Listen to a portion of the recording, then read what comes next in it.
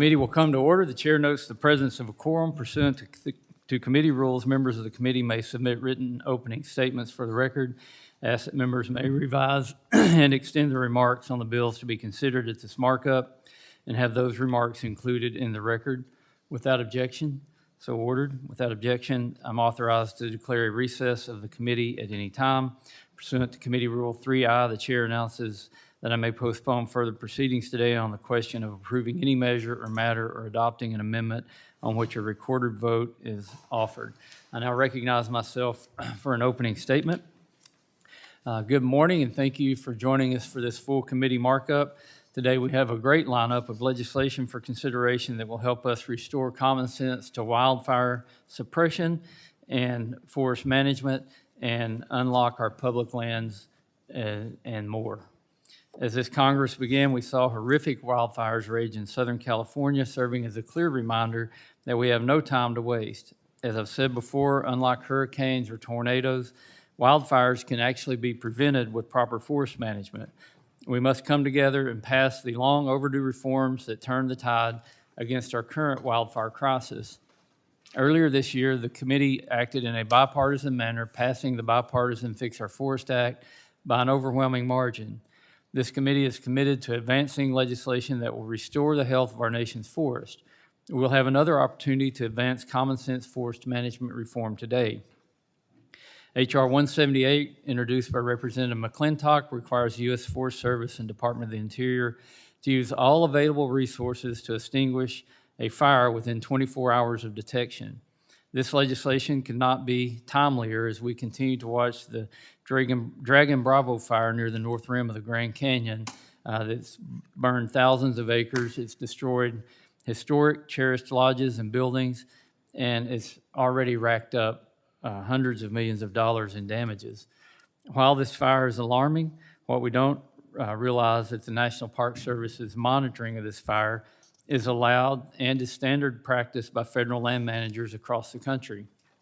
In fact, on July 14th, 2 days after the Dragon Bravo fire exploded, the National Interagency Fire Center reported that across the country, an additional 78 fires are being carefully managed using strategies beyond full suppression. Given the hot and dry conditions that exist across the West, this is 78 fires too many. In times like these, the goal should be to put out the fires. H.R. 179, also introduced by Representative McClintock, expands the successful 10,000-acre categorical exclusion in the Tahoe Basin to apply nationwide. In the words of Gwen Sanchez, the forest supervisor for the Lake Tahoe Basin Management Unit, the forest management work done under the CE is the gold standard of fuels treatment and should be modeled across the country. Both of these bills also support and help advance President Trump's Executive Order 14308, empowering common sense wildfire prevention and response, which restores common sense to wildfire suppression and forest management on all levels of government. H.R. 839, introduced by Congressman Arrington, prohibits the implementation, administration, and enforcement of the Biden administration's plan to increase the size of the Muleshoe National Wildlife Refuge. The plan part of the previous administration's 30 by 30 initiative, or the plan was part of the 30 by 30 initiative, and if fully implemented would result in a 100-fold increase in the size of the refuge, a significant loss in local tax revenues for the community, and increased management responsibilities for the National Wildlife Refuge system at a time when the system already faces $2 billion in maintenance backlog. Finally, we will consider 11 UC bills on which we have reached a bipartisan agreement. These bills include creating a fee-free day for all on our public lands in honor of America's 250th birthday, supporting ocean monitoring activities, and establishing a wildfire research institute in Utah. Before I yield back, I would like to recognize and thank Anique Miller for her distinguished service to the Committee on Natural Resources. Anique serves as Staff Director for the Water, Wildlife, and Fisheries Subcommittee and has been with the committee for over 6 years. Her leadership and tireless efforts have resulted in numerous legislative accomplishments, including the ACE Act, the Beach Act, the Klamath Basin Water Agreement Support Act, the Fishes Act, the Explore Act, and many, many more. Anique is one of the most knowledgeable staffers on Capitol Hill, and she has been instrumental in the success of the committee. She is also a tremendous mentor, manager, and teammate who is always up for a challenge and there to support her co-workers. Next month, Anik will be moving on to a new opportunity, and although she is leaving, she will always be Team Resources. We wish Anik, her husband Adam, and her daughter Emma the very best. Thank you, Anik, for your steadfast service and commitment to the Committee on Natural Resources in the House of Representatives. And with that, I look forward to the discussion today and yield back and recognize Ranking Member Huffman for 5 minutes. Thank you, Mr. Chairman. Before I begin, I hope you'll indulge me in thanking Anik for her contributions to this committee and wishing her very well. You've always been so professional and courteous and delightful. Just one of the real pros around here, and we appreciate you and wish you the best. Can we all? Yeah.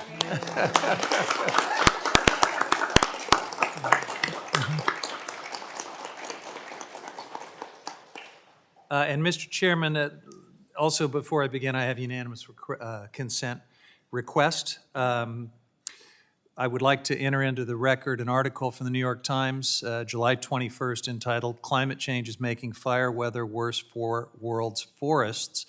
This article discusses 2 new scientific studies examining the impact of climate change on forest fires, a timely subject.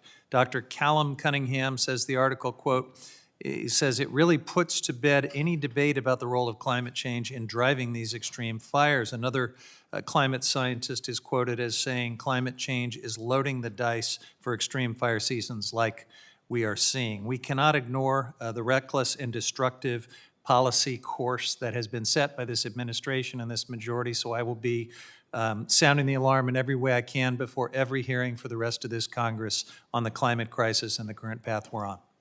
Without objection. Thank you, Mr. Chairman. So ordered. Today we do have a broad range of bills on the agenda, and I am grateful that many of them reflect good faith bipartisan work. I appreciate all of our colleagues' collaboration on these efforts, but unfortunately the markup also includes some deeply flawed bills that reflect a dangerous departure from science-based, thoughtful policy making. Let's start with H.R. 178, a bill that would impose a rigid suppression mandate on the Forest Service, blocking trained professionals from using managed fire to reduce hazardous fuels before they become the kindling for the next mega fire. Now, according to the Forest Service, this bill would eliminate critically important firefighting tools. Grassroots wildland firefighters have called this bill a hindrance. Why? Because it effectively revives an old, failed Forest Service policy known as the 10 a.m. policy, an outdated approach that requires fire managers to suppress virtually every fire immediately, whether it makes sense or not. This approach helped create today's wildfire crisis by allowing dangerous fuels buildup. It also consumed resources and put firefighters' lives at risk in some circumstances where it wasn't even necessary. Now, I understand why this bill at first blush would sound reasonable. It is tempting to see what's happened recently with the fire in the Grand Canyon and conclude that we should just go and suppress every fire immediately, no matter what. To be clear, in this case, in the Grand Canyon, something went wrong. Immediate suppression would have prevented the North Rim from burning, and it is the right strategy in many cases. But something terribly went wrong in the Grand Canyon, and we need a thorough investigation and a clear public accounting of the Trump administration's failure to get it right, because we know that there were dry, volatile conditions on the ground. But we need transparency and accountability. These are foreign words to this administration. This Congress should insist on it. That's the right response. The response to a failure of judgment is not to outlaw judgment. Mandating a one-size-fits-all strategy for fire managers will allow unmanaged fuels to accumulate, dramatically increase wildfire risk, and that's an overcorrection. Next, we have H.R. 179 on the agenda. This bill is premised on a familiar but false narrative that NEPA is to blame for pretty much everything. The bill mandates a broad, sweeping categorical exclusion for projects up to 10,000 acres. That's about 15 square miles, regardless of site-specific risks or the public interest. Categorical exclusions are intended for projects that aren't likely to pose a significant threat to the environment or public health. The Forest Service already uses them for roughly 85% of its forest management projects. One idea should just be common sense, and that is that the depth of environmental review under NEPA should match the level of risk that a project poses to people and the environment. Basic due diligence, and that's how we prevent costly, avoidable mistakes. H.R. 179 ignores that principle entirely. As we heard during yesterday's hearing, when there are NEPA-related delays, they're usually caused by staffing shortages, underfunded permitting agency officials, and in many cases, project sponsors submitting incomplete or poorly scoped proposals. Blaming the statute is like blaming a building code for delays because your contractor didn't show or your blueprints were half finished. And then finally, we have H.R. 839, which targets the Muleshoe National Wildlife Refuge in Texas. This is a bill that would block the Fish and Wildlife Service from implementing voluntary conservation efforts for Muleshoe. Like conservation easements, it would restrict private landowners' ability to work with the service to protect their lands, even when they choose to do it. Now, this is a clear example of federal overreach and needless meddling with private property rights. During the hearing on this bill, a landowner named John Rowley, and I should clarify that this is a respected Texas rancher and a big Trump supporter, testified against the bill, calling it, quote, an infringement on my rights as a property owner, end quote, and he is right. My colleagues talk a lot about property rights, but this bill is a clear infringement. It would also undermine voluntary market-driven conservation efforts to protect some of the last remaining native grasslands on the southern high plains. This is one of the most imperiled ecosystems on Earth. So with that, Mr. Chairman, I look forward to the discussion. Some of these bills are counterproductive in addressing wildfires and protecting important places. I'm glad that we will be moving some other bills that reflect bipartisan, solution-oriented work. And with that, I yield back. Gentleman yields back. Pursuant to the markup notice, it is now in order to consider H.R. 839 to prohibit the implementation of a land protection plan for Muleshoe National Wildlife Refuge. Ask unanimous consent that the Subcommittee on Water, Wildlife, and Fisheries be discharged from further consideration of the bill. Without objection, so ordered. Without objection, the bill is considered or will be considered as read and open to amendment at any point. Does any member wish to be recognized for purpose of debate on the bill? Mr. Huffman, you're recognized. Thank you, Mr. Chairman. We are here to consider a bill that does something I never thought I'd see from my Republican colleagues, restricts private property rights in the name of opposing conservation. This bill would prohibit the implementation of the Muleshoe National Wildlife Refuge Land Protection Plan, blocking a science-based, transparent conservation effort that operates entirely through voluntary participation with willing sellers. Let me be crystal clear about what this bill that we're debating really does. It tells private landowners that they cannot sell or donate their property to the Fish and Wildlife Service or even work with the Fish and Wildlife Service through voluntary easements, even if that's exactly what they want to do with their property. Don't take my word for it. Again, as I just mentioned, take the word of rock-ribbed Republican John Rowley, who testified before this committee during our April 8th hearing. Mr. Rowley owns 3,800 acres in Texas within the boundaries of the Land Protection Plan, and he spent decades as a thoughtful steward of his land, even earning recognition this year as a Lone Star Land Steward. Here's what Mr. Rowley told us, quote, Congress should not be in the business of telling landowners to whom they can or cannot sell or donate their land. If I want to donate or sell my land to an oil company, a developer, or to the Fish and Wildlife Service, that is my right to do so. This bill would unfairly restrict that right. Now, Mr. Rowley called this bill an infringement on my rights as a property owner. And again, this is a pretty serious rock-ribbed Republican Trump supporter. For years, we have heard endless talk from the other side about property rights. But when presented with a plan that actually expands landowner options, gives them additional market opportunities while respecting those who choose not to participate, our colleagues want to shut all of that down. The Land Protection Plan doesn't force anyone to do anything. It creates a voluntary framework where landowners can choose to sell or grant conservation easements or not, all with the goal of conserving these incredible grasslands. It's a market-driven process that respects property rights while advancing conservation goals. And let's talk about what we're trying to conserve. The United States has lost 80% of its original grasslands. The southern high plains have lost half of their native grasslands to development. We're talking about one of the most threatened ecosystems on the planet, habitat for sandhill cranes, pronghorn, lesser prairie chickens, and declining grassland bird species. This isn't just about conservation, it's about economics too. The refuge manager noted during public sessions that his plan will attract tourism, boost local economies, and increase county revenues. Global grassland services are valued at more than $20 trillion annually. So my colleagues claim that this is about fighting federal overreach. I don't see the overreach. Mr. Rowley exposed this talking point for what it is, a hollow political piece of rhetoric. The real federal overreach is Congress telling property owners they can't sell their land to the Fish and Wildlife Service even when they want to. This bill represents everything wrong with their approach to conservation policy: politics over science, ideology over economics, and most ironically, government interference over property rights. I oppose this misguided bill and urge my colleagues to oppose it as well. Yield back. Gentleman yields back. Is there further discussion? I recognize myself and I rise in support of H.R. 839 offered by my colleague from Texas, Mr. Arrington.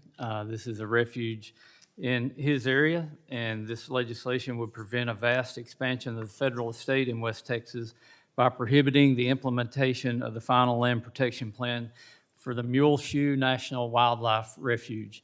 Now, I appreciate this discussion about private land rights and the ability to do what you want to with your land, to buy land, to sell land. But when you have private property rights and a free market, you not only have a willing seller, you also have a willing buyer. And in this case, the buyer or the group taking possession of the land is the federal government, which is who we represent here in Congress, and that this committee takes those issues very seriously, especially when we look across the Fish and Wildlife Refuge and see that there's already a $2 billion backlog in maintenance. We can't take care of the land that we have, and I don't think the federal government should be forced to take land just because somebody wants to dispose of that land. And it's our responsibility to protect private property rights, but this is not exactly what I would call a private property rights issue when we're preventing the federal estate from growing, and especially when we've got the representative from this district saying that this refuge doesn't need to grow to 700,000 acres and take on all this additional cost and management responsibility when the Fish and Wildlife Service is failing to manage the land that they already have. Support the bill and yield back my time. Is there further discussion on the bill? Mr. Chair. Ms. Ledger-Fernandez, you're recognized. Thank you, Mr. Chair. I think what's important to remember about this bill is what it is blocking. And it is blocking the implementation of the Land Protection Plan. The Land Protection Plan from the U.S. Fish and Wildlife Service that would expand the Muleshoe Wildlife Refuge in West Texas and eastern New Mexico. This is a plan that has taken years to develop. It isn't a mandate. It is a plan intended to carry out important objectives developed at the local level with input from people on the ground over there. The state of New Mexico, our Game and Fish, which is all about increasing opportunity for fishermen and hunters and birders to be able to enjoy the outdoors, is in support of this because they participated at that local level in developing this plan.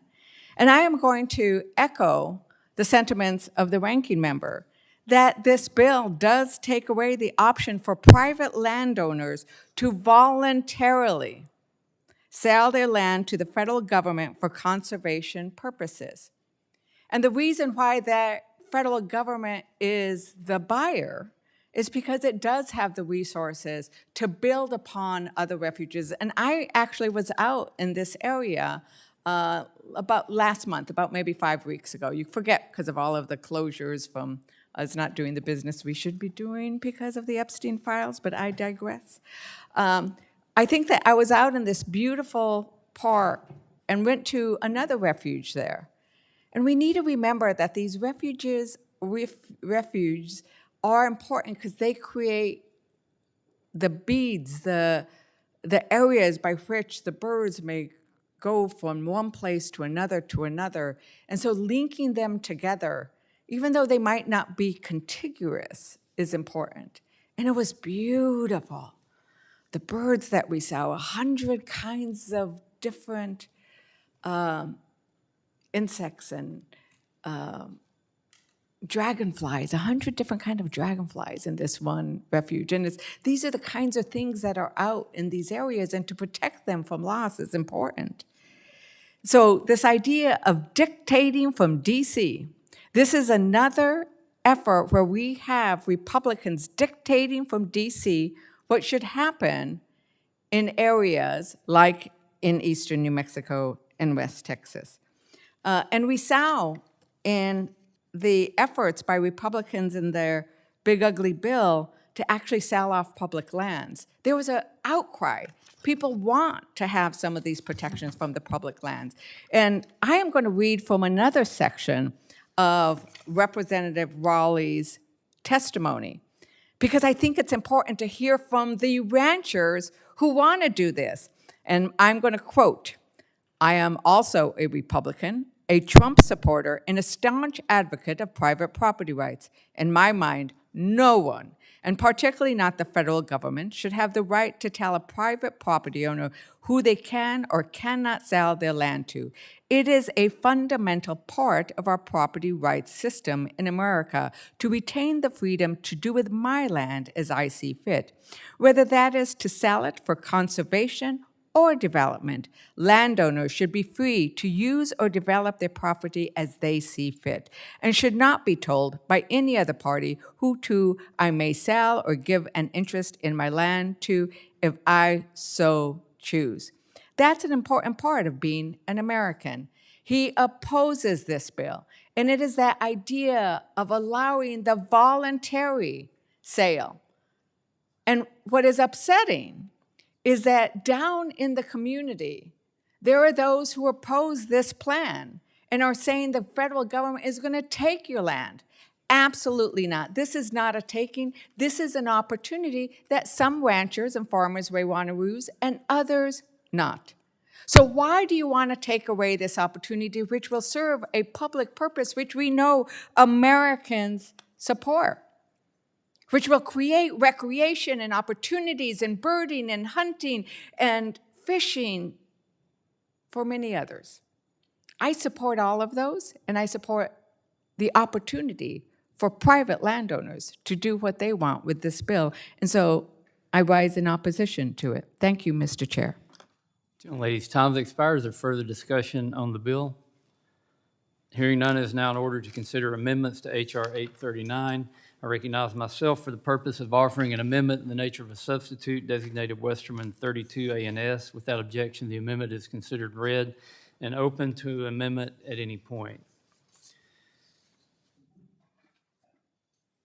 Again, I urge my colleagues to support the A&S. The National Wildlife Refuge System is a crown jewel of American conservation.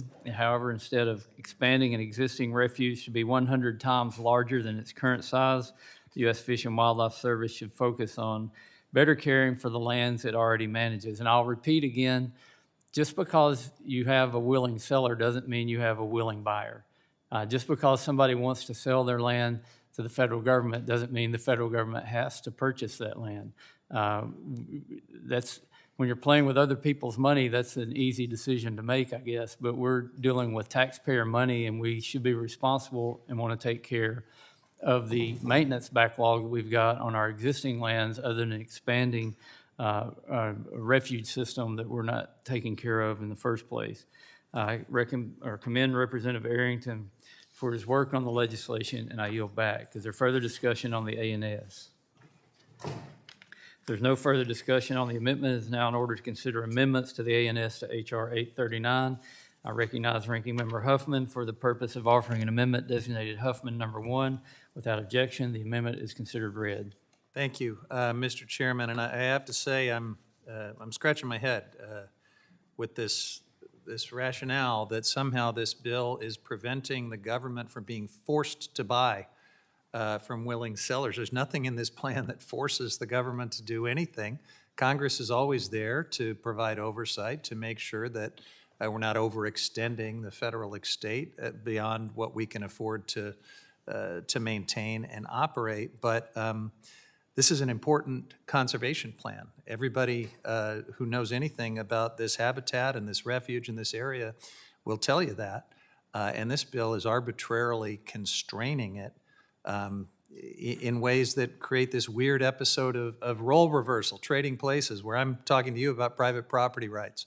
But that's sort of where we are on this really wrong-headed bill. It infringes on the property rights of folks in Texas who wish to collaborate with the Fish and Wildlife Service and utilize their land for conservation purposes. And it could include easements, maybe not fee transfers, so the federal estate might not even expand, just conservation easements to achieve some objectives with market-based mechanisms, and you're trying to shut all of that down. The science is clear. With the sandhill crane, lesser prairie chicken, many other grassland bird species, they need additional habitat in one of the most threatened ecosystems on the planet, the southern high plains. As we heard from Mr. Rowley during the testimony he gave on this bill, there are landowners in that area who would like to use their land for conservation purposes, and we shouldn't stand in their way. The Muleshoe Land Protection Plan offers them the opportunity to do that in collaboration with the Fish and Wildlife Service, and there are a variety of voluntary pathways to establish long-term protections for habitats that benefit these birds and other wildlife. The Land Protection Plan does not require anyone to put their land into conservation if they don't want to, and it's not shutting down oil and gas development. It is simply offering another option for landowners to consider. So my amendment would restore some integrity to private property rights in this situation. It would ensure that Congress isn't shutting the door on these landowners and their options to work with the Fish and Wildlife Service. It would require the Secretary of Interior to verify at least that the bill doesn't jeopardize private property rights before it can take effect. If you value property rights, which you used to say that you did, you should be voting in favor of this amendment. I yield back. Gentleman yields back. Is there further discussion on the amendment? Ms. Ledger-Fernandez, you're recognized. Mr. Chair, I really do appreciate this amendment because I think that, once again, we're confronted with the issue of Republicans often saying one thing, but then doing another with their vote and their bills. And the idea that what you're doing is, when they talk about the amount of land, we need to remember that this is an area within which private landowners may or may not choose to put their land in conservation easements or to even say, I want to outright sell it. But that is their decision. And it can happen in ways where it may be a small portion of the area that has been identified. This is an area that has been identified as potential for being able to provide these habitats. And then the individual landowners, they have the choice as to how to participate or not. And so what you're doing is you're saying, we think this is an important goal. You're right, Mr. Chair, I agree with you. Congress can do this. What we are arguing is that Congress should not do this because the science and the input on the ground has identified the area, and we should let the normal process of these planning, of this plan to go into place so that those private property rights can be exercised as each landowner chooses. As each landowner chooses. So thank you for bringing this amendment that focuses on the private property rights of the landowners to be able to participate in that. With that, I yield back, Mr. Chair. Young lady yields back. Is there any further discussion? Mr. Chairman, I'm actually You're delighted. recognized. I'm sorry, Mr. Chair. I'm actually delighted that my colleagues on the other side of the aisle are talking about private property rights. That's wonderful, and I yield back. The amendment. Is there further discussion? I recognize myself. You know, it dawned on me during this discussion that we're talking about taking private property and putting it in the federal estate where there are no private property rights. You lose all private property rights when you put property into the federal estate. And we're not talking about a little bit of property. We're talking about 700,000 acres. We're talking about making this refuge 100 times the size it is right now. And, we believe in being good stewards of federal land, but we also believe in being good stewards of federal money. And it takes a lot of money to take care of a wildlife refuge that is almost the size of the state of Rhode Island. That's what we're talking about here. And, we've already got billions of dollars of deferred maintenance backlogs, and we should be focused on taking care of what we've got instead of adding more to the federal estate. It's, probably only in Washington, D.C. where it's considered a good idea to devote additional resources to extravagant land acquisition when the focus should be on managing wildlife habitat and providing recreational opportunities on existing refuge system lands. And again, maintaining the lands that the federal government already owns. And the federal estate is already about a third of the landmass of the country. We've got to do a better job of taking care of what we've got instead of adding more to it. I urge my colleagues to oppose the amendment, and I yield back. Is there further discussion on the amendment? If there's no further discussion on the amendment, the question is on the amendment offered by Ranking Member Huffman, designated Huffman number 1. All those in favor signify by saying aye. Aye. Those opposed, no. No. In the opinion of the chair, the noes have it. Recorded vote. A recorded vote has been requested. Further proceedings on this amendment will be postponed. Pursuant to the markup notice, it is now in order to consider H.R. 178 to require the Secretary of Agriculture to carry out activities to suppress wildfires and for other purposes. Without objection, the bill will be considered as read and open to amendment at any point. Does any member wish to be recognized for purpose of debate on the bill? Mr. McClintock, you're recognized. Thank you, Mr. Chairman. On July 4th of 2021, lightning struck a tree in the Humboldt-Tiobe National Forest in Alpine County, California. It ignited a small fire that smoldered for days in a quarter acre of rugged terrain. California's firefighting agency, CAL FIRE, immediately dispatched a crew to put it out. But they were told to stand down by the U.S. Forest Service, which proceeded to, quote, monitor the fire instead. Every day, the Forest Service sent a helicopter over the fire to take video for their Facebook page, but not once did they drop a bucket of water on that fire to put it out. 12 days later, the Tamarack fire exploded out of control, consuming nearly 70,000 acres.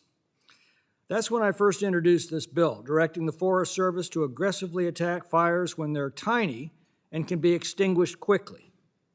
That bill passed out of this committee, but it was never taken up on the floor. Now, on July 4th of this year, the same thing happened on the north rim of the Grand Canyon. Once again, it presents the entirely avoidable tragedy of a fire that was known about, could have easily and cheaply been extinguished, but instead was ignored until it exploded out of control. You know, the Forest Service once had a policy of aggressive initial attack when a fire is first spotted, and an informal rule to put out little fires before they can become big fires.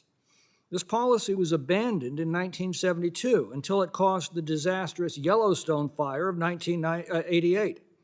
The Reagan administration restored that rule. But unfortunately, Reagan left the next year, and the let burn policy returned. and it's now cost us countless acres of forest land and countless millions of dollars of firefighting costs ever since. Now, the Forest Service argues that it needs to use fires as a forest management tool. Well, if that's the case, that tool should be carefully and deliberately applied when conditions warrant. Unplanned fires are not forest management tools. They are imminent threats to our forests and to our communities. Forest Service argues that they don't have the resources to put out little fires. Well, that's fatuous nonsense. It is obviously far cheaper to put out 100 little fires with a single airdrop or crew than to let one of them get out of control, requiring thousands of airdrops and hundreds of crews. It is dangerous nonsense to, quote, monitor incipient fires in today's forest tinderbox, even if they seem to pose no immediate danger. No person in his right mind would monitor a rattlesnake curled up in his bedroom because it isn't doing much of anything. He'd kill it before it does. This bill restores the 10 a.m. rule, requiring the Forest Service to launch aggressive initial attacks against all fires as soon as they're spotted.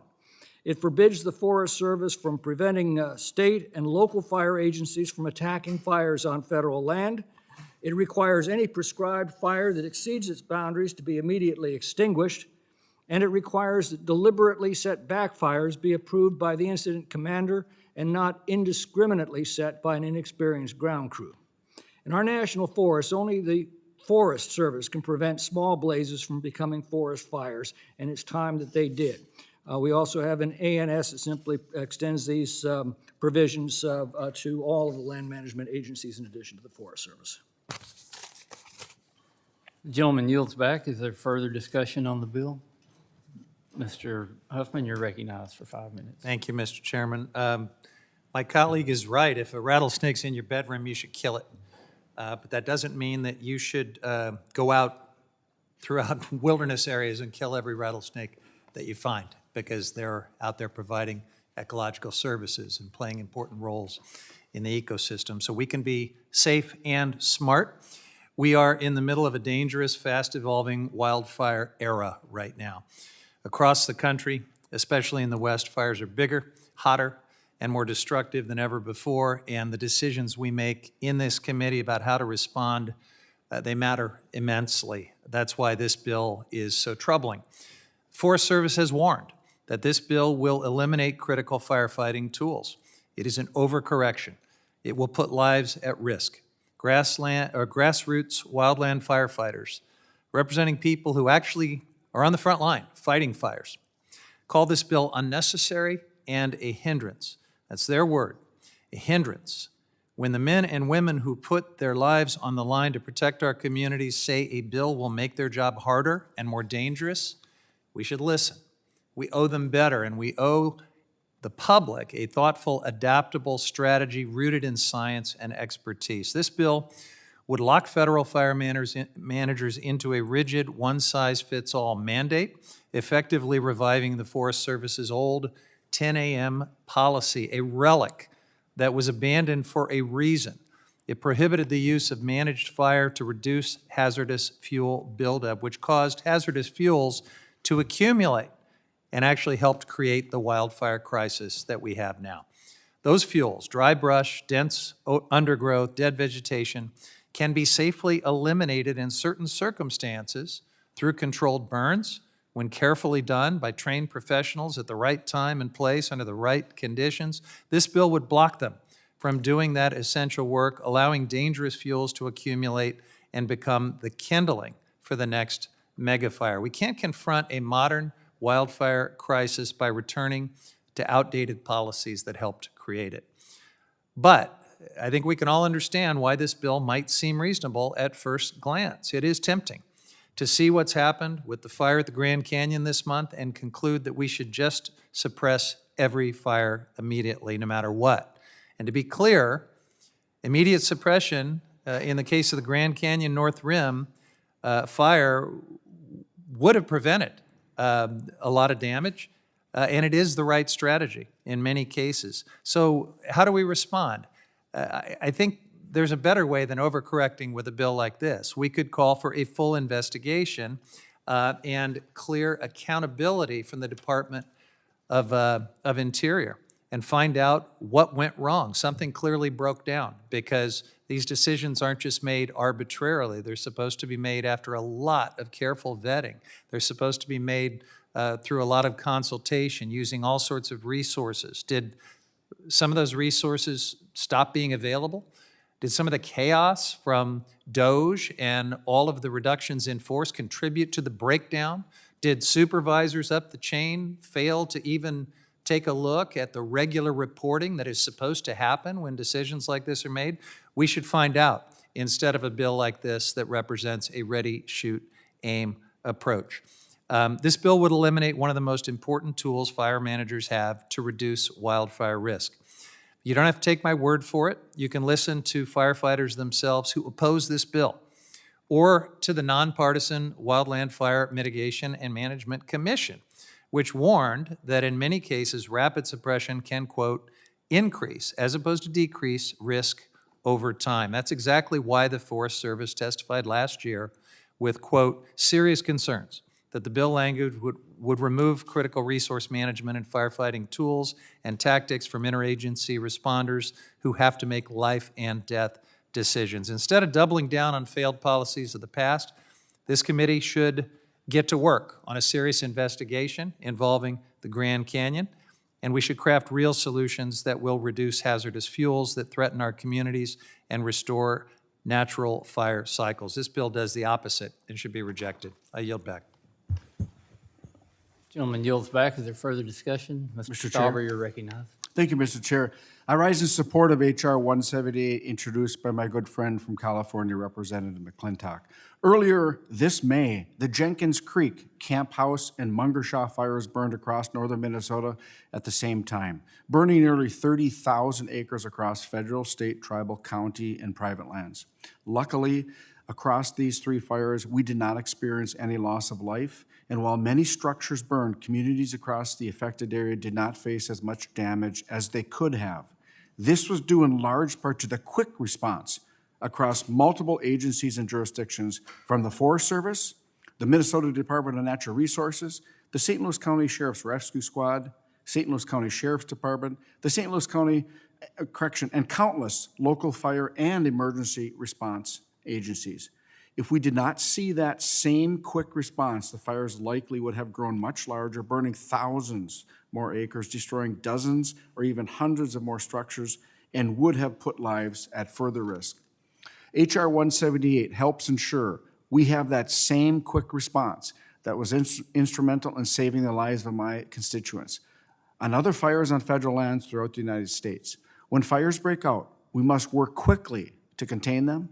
As we all know, the first 24 hours of a wildfire are often the most important in stopping a fire and preventing its further spread.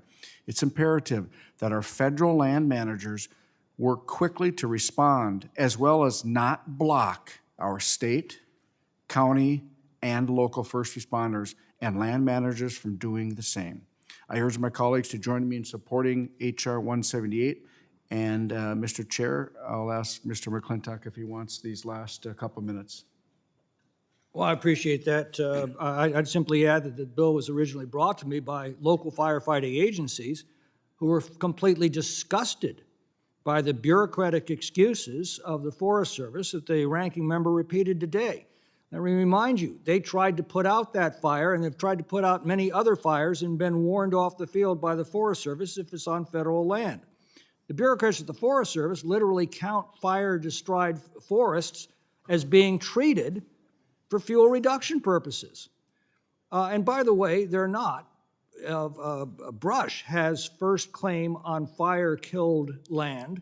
That brush builds up to about 8 feet within a few years' time, and then those big, dead, fire-killed trees fall on top of it and becomes a perfect fire stack for a second-generation fire. And that was one of the terrible experiences we had in the recent Caldor fire. When the fire hit the fire scars from previous fires, they hit those perfect fire stacks and absolutely exploded out of control. This is the fallacy that the ranking member continues to cling to after many, many years of experience have proven it to be utterly self-destructive to our national forests. Randy Moore admitted before this committee last year that we've now lost fully 1/4 of our federal forest land to catastrophic fire in the last 10 years. We didn't suffer that kind of loss when proper forest management practices were being employed by the federal government. We had reduced our acreage loss to about 250,000 acres a year in California, compared to 4 to 12 million acres lost prior to the advent of modern forest management practices. In the 2020 fires, we went back up to 4 million acres destroyed in a single year. That is not a new normal. That is the old normal returning because of the ridiculous and absurd practices that we have seen repeated today by the ranking member. We need to return to policies that proved they worked, and this is one of them. And with that, I yield back, and I thank the gentleman for his time. Yield back. Gentleman yields back. Is there further discussion on the bill? I recognize myself, and I strongly support Congressman McClintock's bill, H.R. 178, the Put Out the Fire Act, which clearly instructs federal land managers to immediately and aggressively suppress wildfires in exceptionally hot, dry areas when there are volatile conditions on the ground. Now, specifically, this bill requires the Forest Service and the Department of Interior to aggressively attack wildfires that begin on federal lands, and this is when it's under dangerous drought conditions or the highest at-risk fire shed. This requirement would also apply when the National Interagency Fire Center declares a level 5 of national fire preparedness. And as we know, level 5 represents the period when our federal firefighting apparatus is at its most strained and when we lack the additional resources to commit to fighting new, larger fires. This bill, again, only applies to lands under extreme drought conditions or top 10% highest fire risk. It is definitely not a one-size-fits-all scenario. We know that fire, when properly controlled, has historically been an effective tool for reducing wildfire risk, improving forest health, and restoring wildlife habitats. We always seem to talk about prescribed burns, but there's another part to that that conveniently gets left off. It's thin and burn. It's managing the forest and then following up with a low-intensity fire, and that's what forest management is. It's not setting a fire or watching a fire burn in a forest that's already overgrown and subject to catastrophic wildfire. That really is like having a rattlesnake in your room and watching it to see if it's going to do any damage. The absence of forest management has created conditions where letting fires burn on our federal lands, particularly out west, is more often akin to arson than to management. Catastrophic fire is bad for forest health, bad for wildlife habitat, and certainly bad for the communities that have seen entire neighborhoods reduced to ash and rubble. The Put Out the Fire Act also addresses the unacceptable phenomena of prescribed fire failures in which controlled burns are unwittingly transformed into raging infernos. The largest and most destructive wildfire in New Mexico's history, the Hermit's Peak Calf Canyon Fire, was a prescribed fire failure which went on to burn over 340,000 acres, destroy more than 900 structures, and rack up over $278 million in suppression costs. Again, this was a prescribed fire on a forest that was overgrown and should have been thinned before it was burned. In the wake of the Hermit's Peak Calf Canyon Fire, we accepted a bipartisan amendment from Representative Ledger Fernandez to this legislation in the committee last year and reported the bill out by voice vote. The amendment places important guardrails on the use of prescribed fires and other suppression strategies such as backfires or burnouts. In areas with the highest level of wildfire risk, there is no room for a slow firefighting response. We are currently witnessing the tragic consequences of slow response times in Arizona, where the Dragon Bravo fire is engulfing Grand Canyon National Park. The fire has burned nearly 12,000 acres and destroyed approximately 100 structures, including the iconic Grand Canyon Lodge located at the park's north rim. Concerningly, the fire was allowed to burn for several days before land managers attempted to stop it. Allowing wildfire to burn in Arizona during the peak of summer in one of the national park system's crown jewels really is entirely unacceptable. I suspect that some of these federal land managers let these fires burn because they can't they can't get the permitting done to actually do a prescribed fire under normal conditions. But when the fire strikes, or when the lightning strikes and creates a fire, I think they're oftentimes gambling on whether they want to get a little bit of a prescribed or a burn on the underbrush or take the risk of having a fire get out of hand. And too many times these fires are getting out of hand. I believe there is more bipartisan support. Mr. Huffman, I think this is something we agree on in forest management. I know you sent a letter this week, and from your letter, it says, while managed fire practices are a necessary tool in many circumstances to reduce hazardous fuel loads and achieve other management objectives, it appears they were clearly the wrong approach in this case, given the exceptionally hot, dry, and volatile conditions on the ground.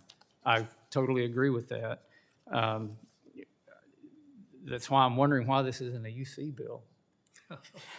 Because one size fits all. Yeah, well, again, it is restricted to those most hazardous conditions, and I don't believe it is one size fits all. I think what the Put Out the Fire Act does is it's taking concrete action so that we're not put back in this situation again. It proposes reasonable reforms that will ensure land managers are aggressively confronting wildfires that pose the highest risk to the American people, thereby protecting lives and property. I want to thank and commend Congressman McClintock for his leadership in this vital effort. I urge my colleagues to support the legislation, and I yield back. Is there further discussion on the bill? Hearing none, it is now in order to consider amendments to H.R. 178. I recognize the gentleman from California, Mr. McClintock, for the purpose of offering an amendment in the nature of the substitute designated McClintock 58 A&S. Without objection, the amendment is considered read and open to amendment at any point. You recognize. Thank you, Mr. Chairman. As I said, this simply extends the provisions to all the land management agencies in addition to the Forest Service. Gentleman yields back. Is there further discussion on the A&S? Legislator Mr. Chair. Fernandez, you're recognized. Thank you, Mr. Chair. Right now, 325 brave men and women in my district are fighting the Laguna Fire near Guyana, New Mexico. The Forest Service lost control of this actively managed fire after it jumped the fire line 2 weeks ago. The fire has burned over 16,000 acres of the Santa Fe National Forest, killing and maiming livestock of Forest Service permittees in its path. As the managed fire burned out of control, local permittees did not receive notice in time to protect their herds. The fire has devastated the livelihoods of the permittees who have grazed cattle on these lands for more than a century. People who grazed cattle on these lands when they were part of land grants, historic land grants, before they ever became part of the United States. Just 3 years ago, as we've heard, the Forest Service lost control of 2 prescribed fires that started the Hermit's Peak Calf Canyon Fire, the worst wildfire in New Mexico's district.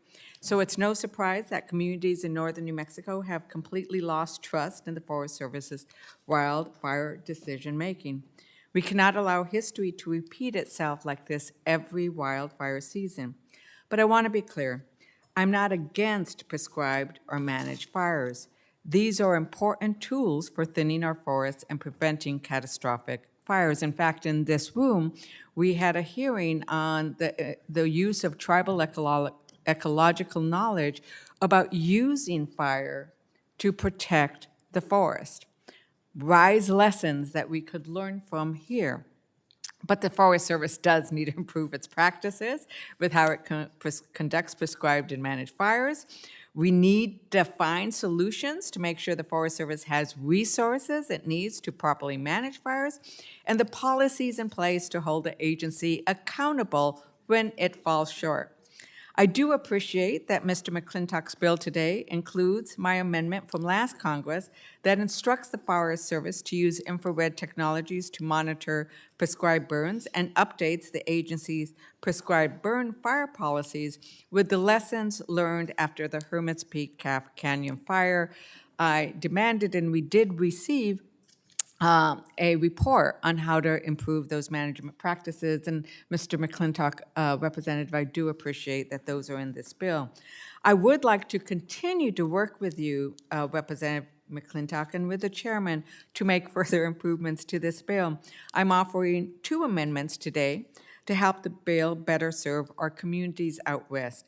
My first amendment would make sure the Forest Service employs the necessary number of wildland firefighters before this bill's policies take effect.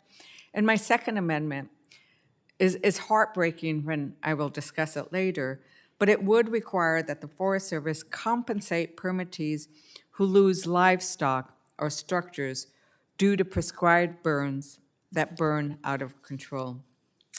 I have a couple of other concerns that in reviewing the bill, stuff pops up as you go look at it again and you read it again and you read it again. And one is with regards to the use of backfire. I spent months and months and years meeting with people who lost so much during the Hermit's Peak Cap Canyon fire. And several of them told me how those firefighters showed up and they did the backfires and they saved their structures. So structures are not included as a possibility. So that's like an example of where we can continue to work on improving this bill before it comes to the floor is an area that I would like to continue a discussion. But with that, as noted, I do appreciate the improvements to the bill and the inclusion of my amendments from last year. And I do appreciate the discussion because I think it is very important that we're having today, and this bill addresses some of those concerns. So thank you very much, and I yield back. Is there further discussion of the amendment? Mr. Ranking Member, go ahead. Go ahead, Mr. Huffman. Yeah. Thanks, Mr. Chairman. So I appreciate the majority made some efforts to clarify the bill through the ANS, but what is proposed really does nothing to address the concerns that have been expressed by the Forest Service, and frankly, it doesn't address my concerns. The amendment would still remove critical firefighting tools from local land managers, returning us to the counterproductive full fire suppression in all cases policy of the past. And concerningly, the proposed amendment would expand this antiquated policy to other agencies under the Department of Interior, meaning all of our federal lands would now be under a full suppression policy. The science is exceedingly clear. Decades of full suppression brought us dangerously high levels of hazardous fuels, allowed them to accumulate in ways that caused terrible fires in the West to burn hotter, longer, and more intensely, and put American communities increasingly in harm's way. If my colleagues are serious about addressing the wildfire crisis, please listen to the Forest Service. Don't take away a key tool needed to reduce fuel loads.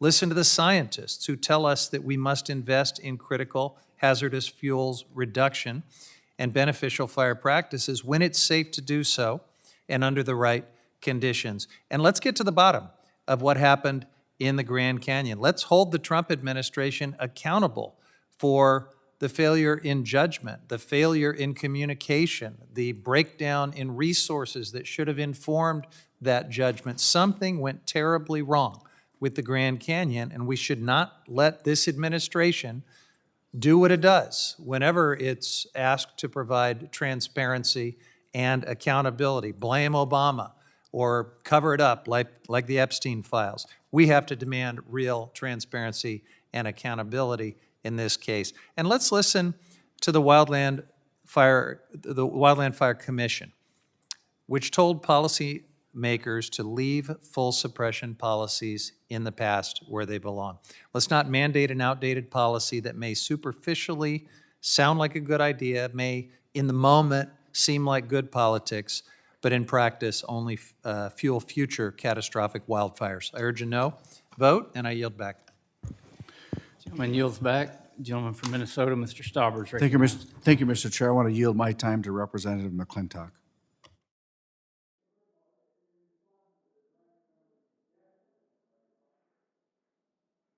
In response to the ranking member's death grip on discredited practices of the Forest Service, practices that our local and state firefighters have been warning about for years, practices that have proven themselves utter and complete failures. You know, again, losing a quarter of our national forests to a catastrophic fire in the last 10 years, that is a direct result of the policies that the ranking member continues to defend. He keeps clinging to policies that have proven themselves to have utterly failed our responsibility to protect our forests and to ignore the practices that have worked.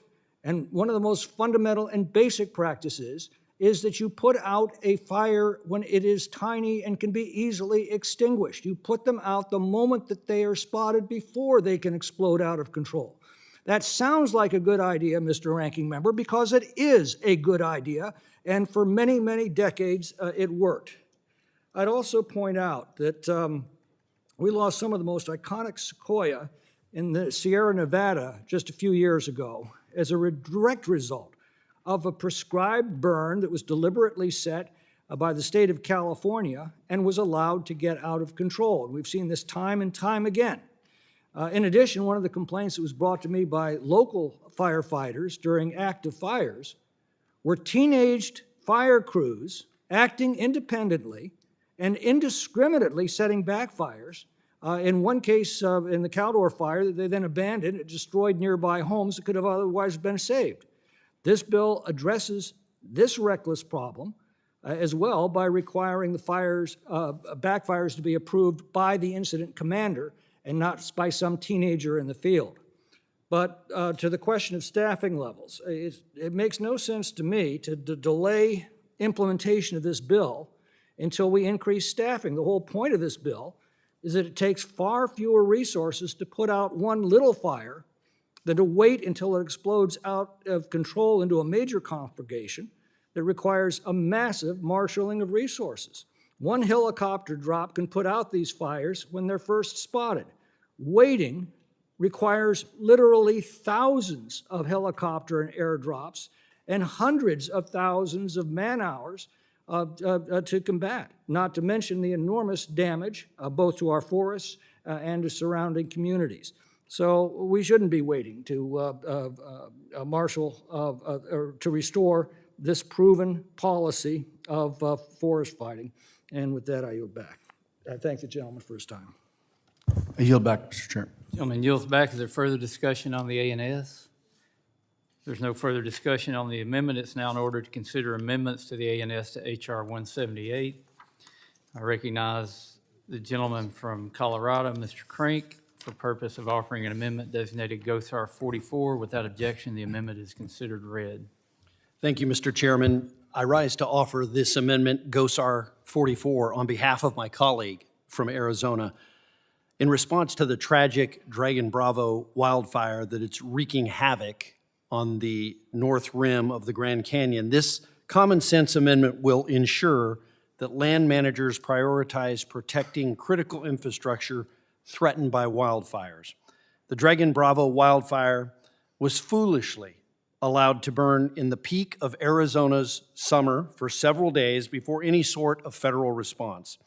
And unsurprisingly, this fire has now torched over 12,700 acres, and it's destroyed over 80 buildings, including the iconic Grand Canyon Lodge.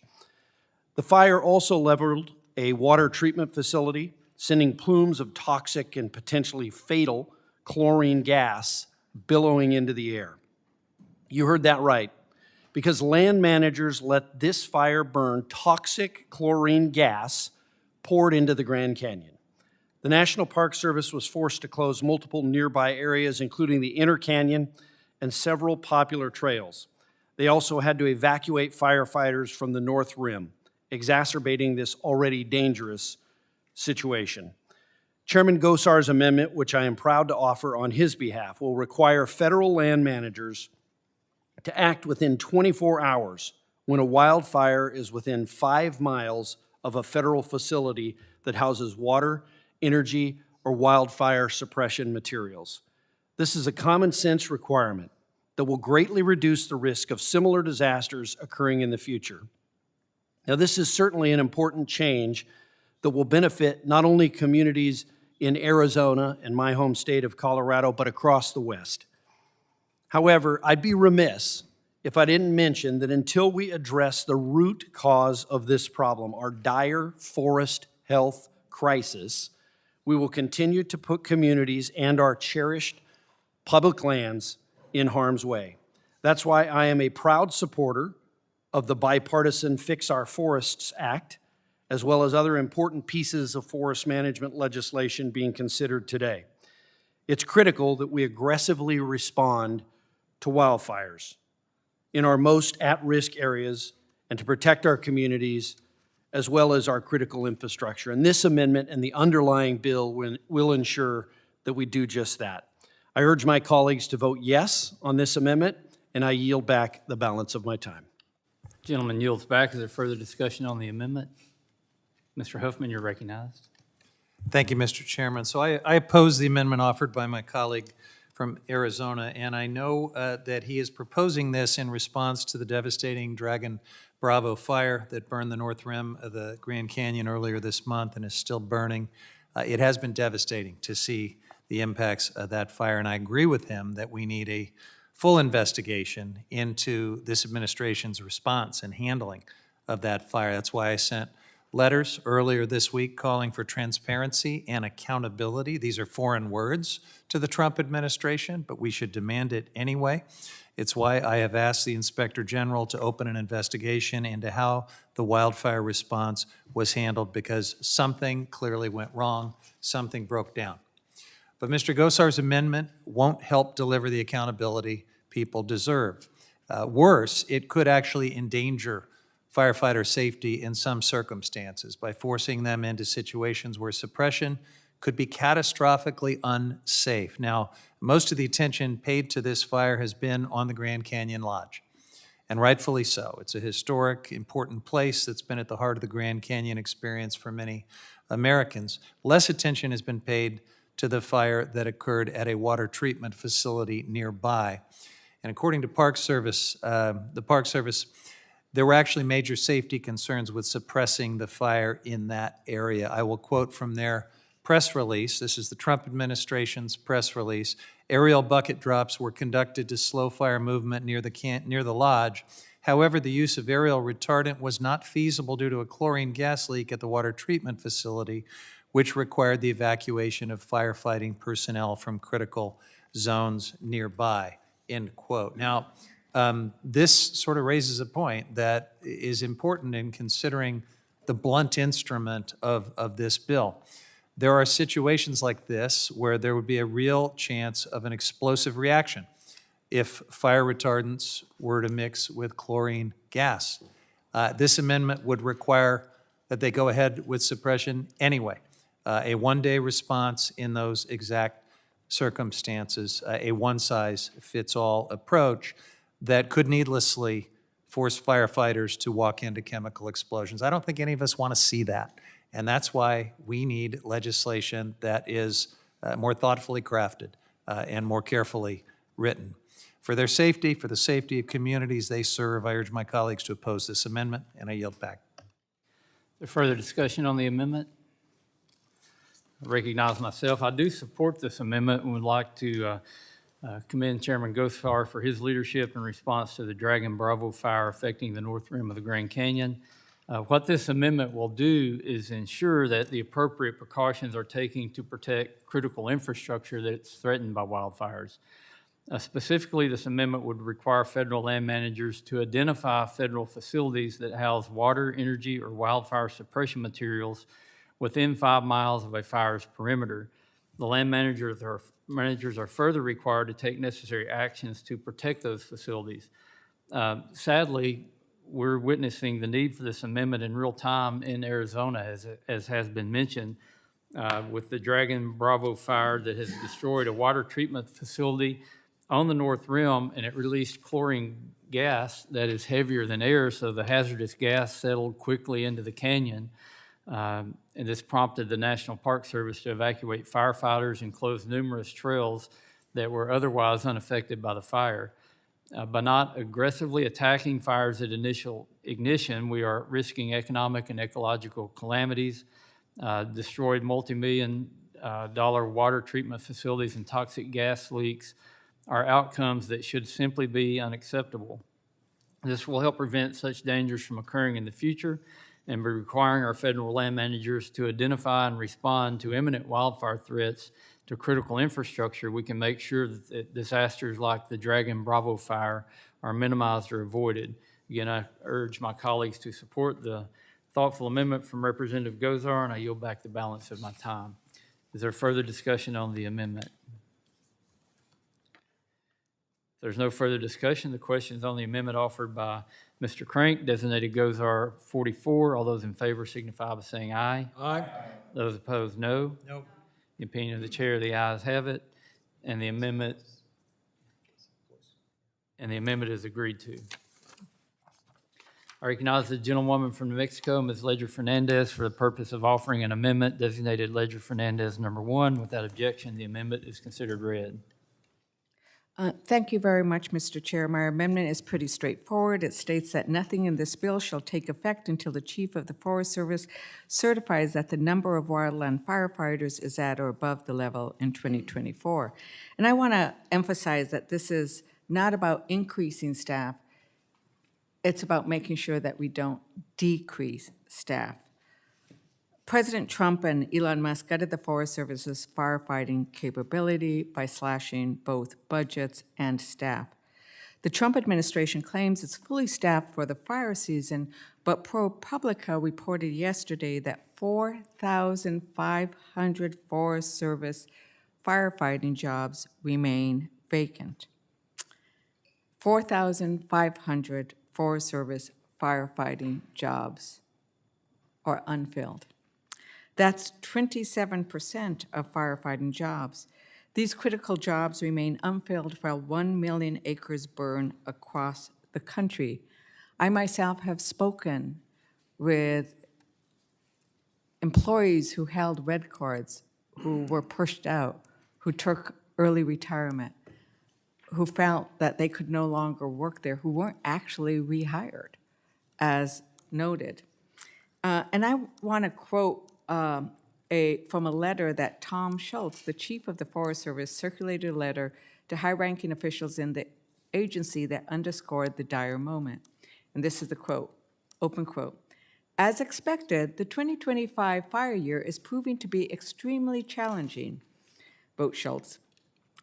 Open quote. We know the demand for resources outpaces their availability, close quote. And in that article that I cited from ProPublica,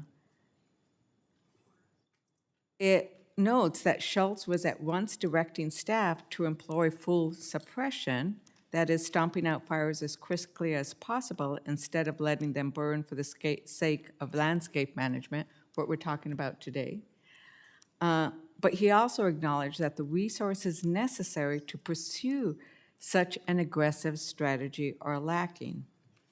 And I think that that's the key thing, that if we want to pursue different kinds of strategies, we need to make sure that we have the staffing available. We're not saying we should wait until we have more people, but we know how challenging last year was. We know how challenging the year before, and on and on. And so I think to make sure that we have the staffing to carry out the goals of this legislation are important, because we don't want to see burned out communities or a smaller burned out firefighting workforce. So I urge my colleagues to vote for this common sense amendment that would give our firefighters the resources, the boots on the ground they need to do the work, to protect our communities, to protect our ranchers, to protect, their livestock, and beautifully iconic places like the Lodge. It really is heartbreaking to see that such a beautiful place has burnt. I agree with that. But I'd love to see us to also have the personnel and the boots on the ground to be able to carry this out. Mr. McClintock, you're recognized. With all due respect to the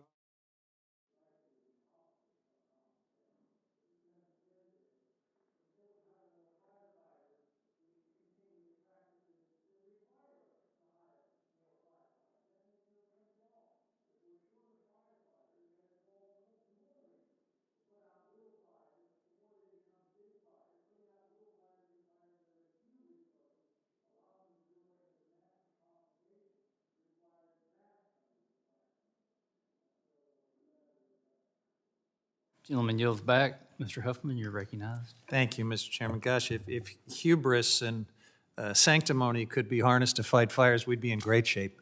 But the truth is, this amendment is needed. It is common sense, and I support it. It is no secret that the Forest Service has been a victim of President Trump's effort to decimate federal agencies.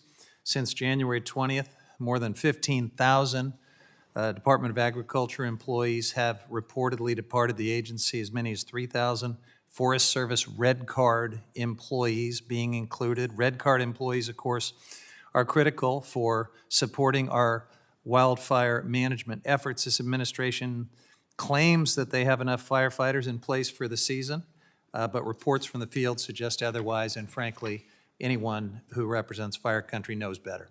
That is just absolutely false. If Congress is going to mandate the Forest Service carry out this full suppression policy in this bill, then obviously there's an obligation to make sure the agency has the staff to carry it out. And to my colleague from the Sierras, you know, sure, if fires are not raging all over the West, then suppression can actually be a quick way to reduce the need for resources. But those of us that represent fire country have been around long enough to know that when you get into the thick of a fire season and there are fires all over the West and resources are spread thin, and then there's a lightning strike and a new start, this policy of immediate suppression is going to cause even more difficulty for folks who are already exercising rationing and triage and trying to somehow battle all these fires with inadequate resources. So it's disingenuous to say that this is somehow a solution to the resource problem. One of the 10 standard fire orders, the guiding principles for all wildland firefighters is, quote, fight fire aggressively, having provided for safety first. H.R. 178 discards the second half of that principle. It pushes aggressive suppression even if safety hasn't been provided for, which would often put firefighters needlessly in danger. That's reckless in any context, but it's especially dangerous if we don't have enough firefighters on the ground to suppress fires responsibly. So Ranking Member Ledger-Fernandez's amendment simply requires that we have the same number of firefighters on USDA's payroll as we did last year, when there still weren't enough, by the way. Without enough trained personnel, the agency can't possibly meet the sweeping demands of this bill, and we shouldn't be mandating more fires get put out faster if we don't have anywhere near the staffing to do it safely or effectively. It's a great amendment. I support it, and I yield back. And I'd like to yield the balance to the ranking member. Thank you, Ranking Member. And I think we really want to make sure that firefighters are on the ground and have enough of their fellow firefighters around them, supporting them for the issue about safety that we talked. And so I am really offering this because, you know, one of my first jobs was working in firefighting. I was one of the first women that the state of New Mexico hired to work and to help with regards to firefighters. Almost my entire family has worked in firefighting. My brothers worked in firefighting. My sister worked in firefighting. We kind of know what that's like. It's been a long time, but I remember what it's like. And you need the people around you to keep you safe. And with regards to the way fires work, we know that the initial suppression and some of the initial work is done by the Forest Service itself. So those small fires actually are the ones that you rely on your local firefighters for. And then when they do get big, you're right, they cost more money, but that's when you're bringing in the hot shots. That's when you're bringing in people from outside the agency. So having the people on the ground to be able to respond in this way is really important. So once again, I am offering this focusing on the needs of the firefighters themselves to have the help that they need to carry out these kinds of objectives. And as we noted when I read the statement, some of this I think is important to raise. This whole discussion is sending a huge message, not just the Laguna Fire, not just the Grand Canyon, about you got to be looking at this. You got to be doing a better job of not letting these fires get out of control. But I want you to also be able to have the resources to do that. And the Forest Service, as Tom Schultz's memo indicates, can actually engage in this right now as well. And this conversation is, I hope, going to put some pressure on him to do exactly that. Thank you, Chair, and thank you for the time. Time has expired. Is there further discussion on it? Mr. Stauber, you're recognized. Mr. Chair, thank you very much. And I don't, I believe the intentions of the author of this amendment are well-intentioned, but I do want to enter into the record, if I may, with unanimous consent, July 14th, 2025, U.S. Department of Agriculture statement by Secretary Rollins, where she says in part, as of July 14th, the United States Forest Service has hired 99% of its 11,300 firefighting hiring target, with full staffing anticipated next week, which is this week. This is ahead of where the agency has been in previous years. This is ahead of where the agency has been in previous years. The United States Forest Service fire workforce is fully operational for this fire season, and I yield back. Without objection, so ordered. Is there further discussion on the amendment? I recognize myself, and I want to thank Representative Ledger Fernandez for her continued engagement on this important issue. Last year, we accepted a bipartisan amendment from the gentlelady that puts common sense guardrails around prescribed fire to prevent tragedies like the Hermit's Peak fire. The amendment offered a sensible provision that is actually included in H.R. 178 before us today.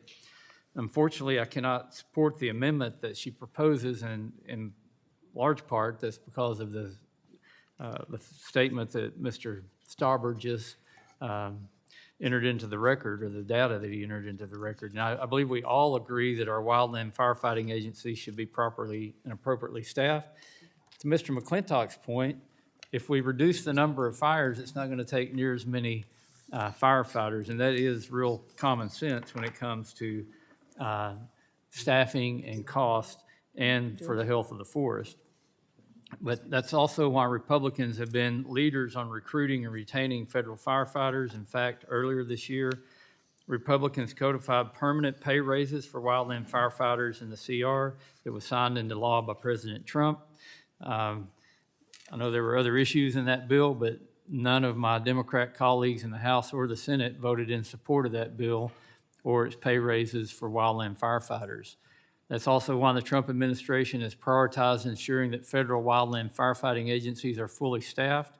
Earlier this month, as Representative Stauber mentioned, Forest Service Chief Tom Schultz testified before the Senate Committee on Energy and Natural Resources that the Forest Service has maintained 99% of capacity of their firefighting resources. As of June 29th, the Forest Service has hired 11,236 firefighters, which is higher than staffing numbers from previous years. For Wildland Fire Management Series 0456, an occupational series assigned to federal wildland firefighters, the Forest Service has had 442 employees at the end of 2024. Currently, the Forest Service has 431 employees in this series. That's a difference of 11 people out of 11,300 firefighters. On top of that, current employees have the option to opt into that series, and the Forest Service plans to advertise this in the coming weeks. So they are ultimately expecting that staffing in the 0456 series will be higher this year than it was in 2024. Put simply, we can't afford to delay the implementation of this critical life-saving legislation and let the Forest Service continue business as usual. As we speak, the fires are raging. You know, the Laguna Fire in New Mexico has burned approximately 16,000 acres and devastated multi-generational family ranches. It began because the Forest Service failed to initially suppress a spot fire ignited by lightning on June 25th. Between July 1st and July 14th, this fire grew from 176 acres to 14,000 acres. Just like the Dragon Bravo fire, this fire should never have been allowed to happen in the first place. And if this amendment were to pass, it would allow Forest Service employees in New Mexico to monitor a growing fire like the Laguna fire because of disproportionate concern over an 11-employee deficit. Although I appreciate the intent behind the amendment, tying the reasonable requirements in this bill to an arbitrary staffing level from a previous fiscal year would be an unhelpful addition. The vague wording in this amendment would also make it virtually impossible for the agencies to implement. While I cannot support the amendment, I do hope the gentlelady will continue to engage with us on these critically important wildfire and forest health issues. I urge my colleagues to vote no, and I yield back the balance of my time. Is there, Ms. Elfreth, you're recognized. Thank you, Mr. Chair. I'd like to yield my time to Ms. Ledger Fernandez. Thank you, and thank you very. Oh, yes, please. With the chair's indulgence, I have a request for unanimous consent to enter into the record an article from Reuters that reports that the Forest Service is critically understaffed heading into fire season due to the Trump administration's staff cuts. Oregon and New Mexico Forest Service staff say crews are going hungry, running short of medical supplies and chainsaw fuel, and are having to fill in to scrub toilets instead of getting out into the landscape to protect communities. That's one article. The second, Mr. Chair, is a July 22nd article from ProPublica that reports more than 4,500 Forest Service firefighting jobs, as many as 27%, remain vacant as of July 17th. The headline for this article is "The Forest Service Claims It's Fully Staffed for a Worsening Fire Season. Data Shows Thousands of Unfilled Jobs." There is plenty of reason here to believe we are not being told the truth by this administration, and I request these articles go into the record. Without objection, so ordered. Ms. Ledger Fernandez, you're recognized for 5 Thank you, minutes. Mr. Chairman. And yes, I do care about this issue a lot. And if it is indeed true that we are staffed, then there's no issue. My amendment would be, check, we are fully staffed, so let's go forward and implement this as statute versus, because once again, this is something that the Forest Service can do and should have done in various instances that we're talking about. So if, as noted in the conversation and with what Wallens is saying, if they're fully staffed, then great. Then there is no impediment to moving forward on this. Yeah, sure. So I understand correctly, if the Agriculture Secretary is right, and frankly, I don't believe what the assurance that we've gotten, but if she's correct, that everything is great, they're fully staffed, then your amendment doesn't stand in their way at all, right? There's no new burdens, there's no problem. What's the downside of passing your amendment? I mean, that's it, right? And I think that the ProPublica article said that these statements are being made that we are staffed 99, at first it was, we've got a percentage, and now it's 99%, and now it's, we're hearing that they've got more people on. Well, if that is the case, that's great. The ProPublica article actually looked at the data from when they input who's been hired. So, if it is fully staffed, great, then we have the people on the ground to keep everybody safe and to actually carry out the intent of the legislation. And I'm going to keep raising it over and over. We need the boots on the ground.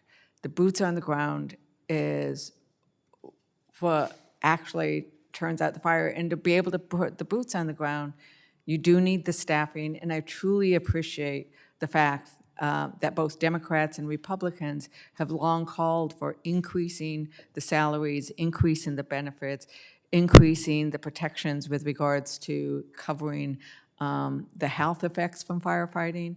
Those are really important, and this is where we found some great bipartisan work, and so I do appreciate that the chair has pointed out. And probably might have voted against a bill for other reasons. I think there is strong support for those kinds of things. So that, that's the spirit of the amendment, is making sure that people are safe and that they can actually get this done. And if we're doing it, if this is a way of like pushing them to do that, then that's kind of what I want to do, right? Is make sure that this is done. And of course I'll yield. We're talking about putting boots on the ground. That's what Mr. McClintock's amendment does. It says you've got to put boots on the ground. If they're told not to fight the fire, then you don't need any firefighters. What we want to do is give the direction that when the fire starts, you put the boots on the ground. And I think with the data that we've got, there are plenty of boots to put on the ground if you get the order to go put the fire out. Yeah, I yield. I think in that sense, it's like we all want boots. We all want boots on the ground. But what my amendment goes is, let's make sure that those boots are possible. And if they are there, if the data is true, then my amendment would not, having this in the bill would not at all impact the ability to carry this out. If the gentlelady would yield. I have my- a minute and 18, and I'd love to yield. My objective is to reduce the number of fires that require boots on the ground and save our forests and our resources. Thank you very much. And thank you. As I said, once again, I do appreciate, I think this discussion and this bill and everything we're doing today is going to improve, hopefully, what actually happens with these fires. And with that, Mr. Chair, I yield back. Yielding, Back to my colleague Ms. who Elfreth. yielded me time. Ms. Elfreth, gentlelady yields back. Is there further discussion on the amendment? If there's no further discussion, the question is on the amendment offered by Ms. Ledger Fernandez, designated Ledger Fernandez number 1. All those in favor signify by saying aye. Aye. Those opposed, no. No. The opinion of the chair, the noes have it, and the amendment is not agreed to. I recognize Ranking Member Huffman for the purpose of offering an amendment designated Huffman number 3. Without objection, the amendment is considered read. Thank you, Mr. Chairman. We're going to keep trying to find some things that we ought to be able to agree on. We do have a fire problem in this country, but it's not the one we sometimes talk about. It is not too much fire. It's not enough of the right kind of fire, and that may sound counterintuitive, but take a look at the chart behind me. There it is. Historically, much more land has burned every year than it does now. And for centuries, fire played a stabilizing role in our landscape. It cleared brush, it recycled nutrients, it made room for healthy new growth. And then around the early 1900s, everything changed. We began aggressively suppressing every fire, no matter the context. The result was a steep drop in annual burned area and the beginning of a dangerous buildup of hazardous fuel. And now we're paying the price. That same chart shows that fire today is no longer stabilizing, it's destabilizing. We're seeing fewer fires overall, but when they happen, they are far more destructive, fast-moving, and deadly, and that's the legacy of a century of fire suppression. We've created a fire deficit, and it's growing. And that's why my amendment would create a new prescribed fire account that authorizes $150 million every year for safe, controlled, prescribed fires to reduce that hazardous fuel buildup that will just be kindling for the next mega fire if we don't do something to manage it. Increasing tools and resources for prescribed fire should be a bipartisan priority that everyone in this room supports, and of course, doing it safely with appropriate sideboards to make sure that it's done right. I urge my colleagues to support this amendment and yield back. Gentleman yields back. Is there further discussion on the amendment? I recognize myself, Mr. Huffman. I liked your graphic up there because I think it does tell a story, and it shows how fire suppression has actually increased the intensity of fires that we have today. But there's another caveat to that. You have to not only, if you're going to do controlled burning, you need to thin, but when you put the fires out, you just allow everything to continue to grow without any removal of the underbrush and the ladder fuels, you're eventually going to get a fire that you can't put out, and that's what we're seeing all across the country. So we do need to change the way we manage. We need to do thinning and burning if we're going to do burning. And I think we agree that we desperately need to increase active management on our nation's forest. And again, the controlled burn is management. Even when we decide not to do anything on the forest, that's management because the forests are constantly changing. And we can sit here in this committee room or any other committee room or in any agency office and say, you know, we're just going to let the forest be the forest and we're not going to have any intervention and the forest is going to continue to grow. and it's not going to listen to us if we say, forest, you have to be more fire resilient, don't burn, don't cost us a lot of money and damage property and take lives. So it's just quite simply not going to listen to us. We have to be active and we have to be proactive if we really want to address this issue. And just putting more money out there, unless we get action on the ground, that's not going to fix the issue as well. A lot of fires start by lightning, and there's not anything we can really do to stop that. The only thing we can do is make sure the forest is at its optimum health and resiliency, so that when fires start, whether they're from lightning or wild fires or human-made fires, that the forest is able to withstand it, regardless of what the weather and the climate conditions are where that forest grows. We know how to do proper management to keep the forest healthy and resilient. You know, it comes back to management. It comes back to using common sense. That's what Mr. McClintock's bill does, and again, oppose this amendment, urge my colleagues to oppose it, and I yield back. Is there further discussion on the amendment? Mr. Chairman. Mr. McClintock, you're recognized. Well, I'd like to offer the ranking member some additional data here, if we could bring up this chart.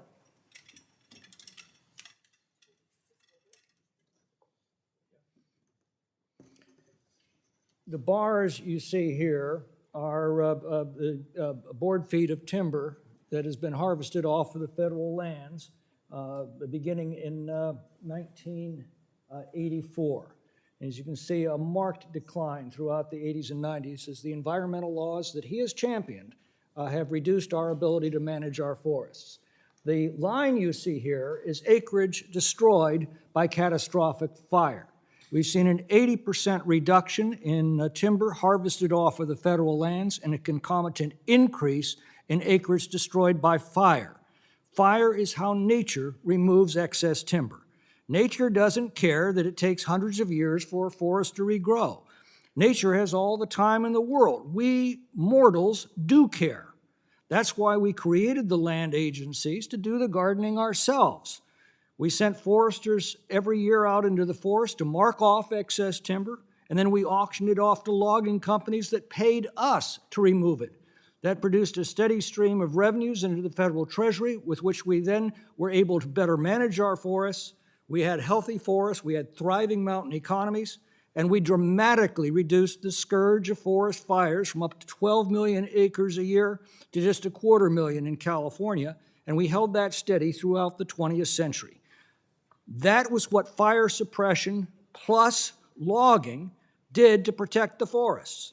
The problem is that we passed environmental laws in the 70s that made logging all but impossible. So we stopped carrying out the excess timber, and nature has now returned to burn it out. So I have to push back very hard on this fire is our friend nonsense. It is not that we put forest fires out, it's that we stopped carrying out the excess timber before it could choke off the forest and burn. That excess timber will always come out of a forest. The only question is whether we carry it out or allow nature to burn it out. The destruction we see today is only unprecedented in the last century. Without land management, catastrophic fire was the normal, and we're seeing that condition return because we have abandoned our forests. I yield back. Gentleman yields back. I ask unanimous consent to submit to the record another article by ProPublica, and it says, as millions of acres burn, firefighters say the U.S. Forest Service has left them with critical shortages. The only issue here is this is from August 15th, 2024, so it seems like ProPublica is just like wash, rinsing, and repeating, and they're not, this author is not satisfied whether it's the Biden administration or the Trump administration, so I'd say they're just equally upset. Almost sounds like the same wording. It says firefighters on the ground say that the agency is understating how badly depleted their ranks are. So Without objection, I ask unanimous consent. So ordered. Is there further discussion on the amendment? There's no further discussion on the amendment. The question is on the amendment offered by Ranking Member Huffman, designated Huffman number 3. All those in favor signify by saying aye. Aye. Those opposed, no. No. Opinion of the chair, the noes have it. And the amendment is not agreed to. I recognize the gentlewoman from New Mexico, Ms. Ledger Fernandez, for the purpose of offering an amendment designated Ledger Fernandez 53. Without objection, the amendment is considered read. Thank you, Member Chair. Thank you, Mr. Chair.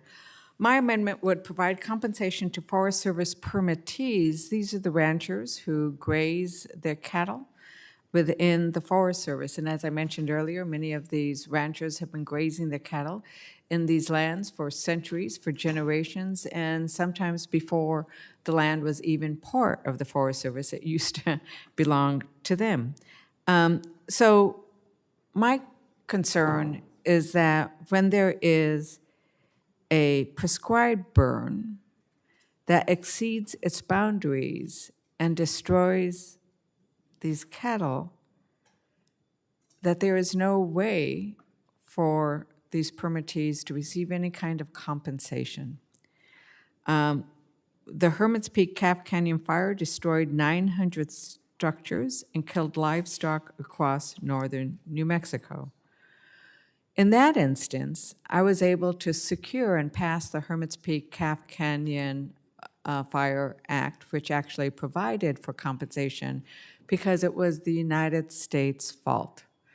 In that instance, we had bipartisan support. President Biden flew out and watched and met with the survivors, and we had support for that kind of legislation to compensate these landowners for their losses. I'm hoping that we'll get similar kind of bipartisan support now, and I'm very hopeful. In the Laguna fire, the images of charred and injured cattle are heartbreaking. I really didn't want my staff to give me this because it shows how calves are missing their mothers, and some have hoofs so burned they can no longer stand. And these herds are not just a livelihood for the local ranchers, they represent a way of life in rural New Mexico. New Mexicans will feel the damage from these fires for generations to come.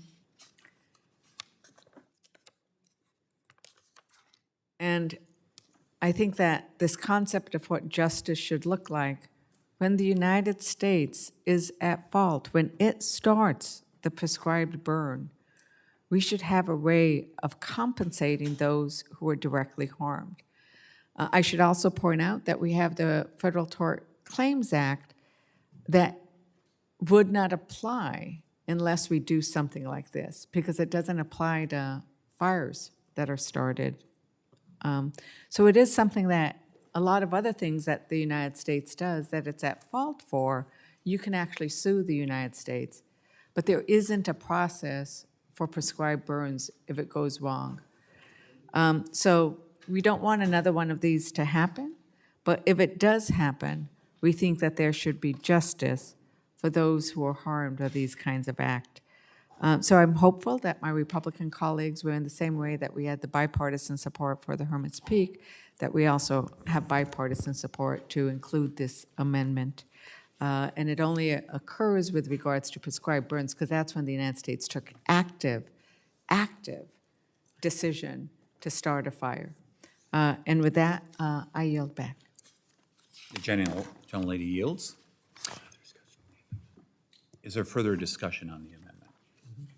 Mr. Huffman, you're recognized. Thank you, Mr. Chair. I'm going to talk in support of this amendment. First, I need to circle back to my colleague from the Sierra who presented a chart that is pretty misleading. I wish it were so simple that we could just return to the heyday of clear cutting when we were putting up, big numbers in terms of board feet harvested. But there's a little more to that correlation on that graph than was suggested, because those of us that represent forest country know that a lot of that clear cutting left in its wake land that was dangerously combustible, slash, scrub that took the place of forest land. In many cases, it was replanted in a plantation forest that grew into a deeply congested and unhealthy condition. And a lot of those fires that began to occur in the decades after were the result of poor forest management from these timber companies that left dangerous conditions in their wake. So that's the first way in which it's misleading. The other one is the big thing that started happening in the latter part of that curve, and that is the climate crisis. I know that my colleagues across the aisle still want to pretend that is not a thing, but if you talk to anyone who works in this space of forestry and fire, they will tell you it is a big, big thing. These conditions are fundamentally different than they used to be, and it's harder and harder to contain these fires. Now, with respect to my colleague's amendment, her state has certainly dealt with a lot when it comes to wildfire, and it's important that ranchers and other residents are compensated for their losses when something goes wrong. The Hermit's Peak fire was a prescribed fire that exceeded prescription and did a lot of damage, and in that case, Congress passed the Hermit's Peak Assistance Act to ensure adequate compensation. Going forward, there should be adequate assurances in place like those put forward by Ranking Member Leger-Fernandez. I don't agree necessarily that this bill's the best place to do that kind of good policy, but I appreciate the sentiment of the amendment. I'm certainly going to support it, and I hope it leads to a serious conversation about this important issue. I yield back. Is there, the gentleman yields, is there further discussion on the amendment? I'll recognize myself in regards to this. I'm regrettably opposed to the amendment, which would compensate permittees on federal land for the loss of any structure or livestock due to prescribed fire. The amendment is vaguely drafted and does not include a framework around potential compensation. With that, I yield back. And is there any other discussion on this amendment? Seeing, Mr. Chair, if there's, if there were interest in working on improving the the amendments, gentlelady's okay, has been recognized previously, I was gonna, so. Mr. Mr. Chair, may I yield my time to Ms. Leger-Fernandez? I recognize the gentlelady from Maryland. Maryland. Thank you. Thank you so much. I yield my time to Ms. Leger-Fernandez. Thank you. Thank you very much. I mean, I'd be very interested in continuing to work with the sponsor to see if this was something that he was interested in working on, recognizing the importance. I mean, Yes, absolutely. okay, If the gentlelady will yield. yeah.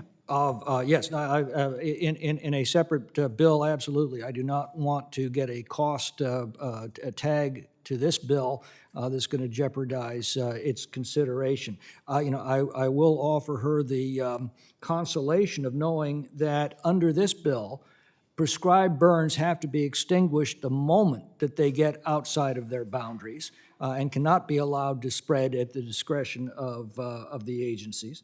And backfires during incidents cannot be set by inexperienced crews without the explicit approval of the incident commander. I think that will address a lot of the damage that the gentlelady is trying to compensate.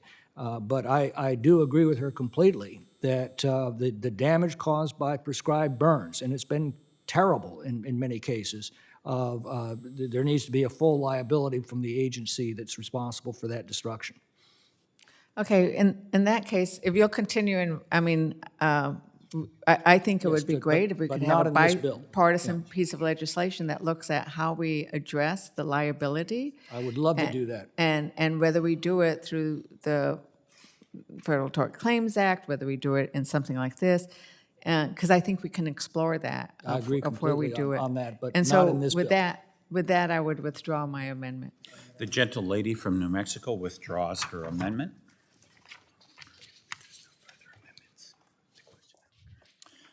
If there is no further amendments, the question now occurs on the amendment and the nature of a substitute. as amended to H.R. 178 offered by the gentleman from California, Mr. McClintock, designated McClintock 058 ANS. All those in favor signify by saying aye. Aye. Those opposed say no. No. In the opinion of the chair, the ayes have it, and the amendment in the nature of substitute as amended is adopted. The question now occurs on reporting H.R. 178 as amended to the House with the recommendation that the bill be favorably approved. All those in favor signify by saying aye. Aye. Those opposed? No. In the opinion of the chair, the ayes have it, and the bill is ordered reported. Without objection, the motion to reconsider is laid on the table. Mr. Chair, I give notice of my intention to file supplemental additional dissenting or minority views on the measure just considered, and I ask unanimous consent that this notice be extended to all measures considered at the markup under House Rule 11, Clause 2L. This notice extends to all members. Without objection. Pursuant to the markup notice, it is now in order to consider H.R. 179, Proven Forest Management Act of 2025. Without objection, the bill will be considered as read and open to amendment at any point. Does any member wish to be recognized for purposes of debate on the bill? Recognize the gentleman from California. Thank you, Mr. Chairman. I want to thank the committee for marking up this bill today. In this session, it was folded into the Fix Our Forests Act, which the Senate has yet to act upon. I'd like to get this freestanding bill over there in hopes it'll present a simpler option for consideration if that helps. It's simpler because it proposes not a new policy, but simply extends an existing law that was passed with bipartisan support and signed into the WIN Act by President Obama in 2016.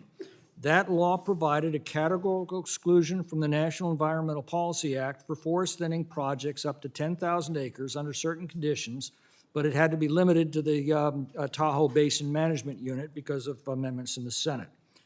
Under NEPA, a simple forest thinning project requires an average of 4 years of environmental studies that produce reports often exceeding 800 pages. They cost millions of dollars to produce, often more than the value of the timber we're removing. Federal timber auctions that once produced millions of dollars to the federal government now cost money, so not a lot of it gets done. As I pointed out earlier, federal timber harvests in the Sierra have declined 80% as a result, while acres destroyed by fires increased concomitantly. There are only two ways for timber to leave our forest. Either we'll carry it out or nature will burn it out. The Lake Tahoe categorical exclusion has now been in effect for 9 years. It's taken the review time for thinning projects from 4 years down to less than 4 months. It's cut the reports from 800 pages down to a few dozen. Under this authority, the Tahoe Basin Management Unit has increased the removal of excess timber from 1 million board feet a year to an average of 9 million board feet a year. Treated acreage in the Tahoe Basin has now tripled. When the Caldor fire broke out last year, it was out of control. It was bearing down on the city of South Lake Tahoe. But the fire hit a tract on the Pioneer Trail that had been treated under this new authority. It lay down and the firefighters were able to stop it. South Lake Tahoe was saved. The town of Grizzly Flats wasn't so lucky. It's next door in the El Dorado National Forest. For more than a decade, land managers have tried to thin the trestle project that everyone knew was a clear threat to Grizzly Flats. It was held up by environmental laws and the endless litigation arising from them, and still had not been undertaken when the same Caldor fire hit that densely overgrown tract, exploded, and incinerated the entire town. Mr. Chairman, as the Forest Service used to say, only you can prevent forest fires. Maybe not all of them, but I can say with confidence that this bill will minimize many forest fires and save many communities from the catastrophe visited on towns like Grizzly Flats. The forests in the Tahoe Basin Management Unit are now slowly returning to health and fire resiliency. We need to extend those same proven practices to the rest of our federal lands, and I think we should not waste any more time. So with that, I'll yield back and ask for adoption of the bill. The gentleman yields. Is there further discussion on the bill? Mr. Huffman, you're recognized. Thank you, Mr. Chair. I oppose this bill as another attempt by the majority to, unfortunately, weaken bedrock environmental laws. Now, since becoming ranking member of this committee, one of my top priorities has been working to address the wildfire crisis through science-based policies that reduce hazardous fuels on our national forests, build more resilient communities, and ensure the public has a real voice in decision-making. Communities don't just need resources, they also need to be meaningfully engaged in a transparent process, one that reflects local knowledge, tribal input, and diverse community needs. That's why I introduced a bill we call the Community Protection and Wildfire Resilience Act to equip communities with the tools and the resources necessary to promote safe, resilient, and fire-adapted neighborhoods through a small d democratic process, not through top-down mandates or one-size-fits-all formulas. And that's exactly the opposite of what this bill does. This bill would undermine NEPA under the guise of wildfire mitigation and fuels reduction, but the truth is, NEPA already allows the use of categorical exclusions for federal actions with limited environmental or public health impact. In fact, according to the Forest Service, about 85% of all forest management projects currently use those categorical exclusions. So this tool is available where it makes sense. There's no credible need for broader authority, especially when this administration is already taking a chainsaw to NEPA by slashing environmental review, sidelining science, and cutting the public out of the process in so many ways.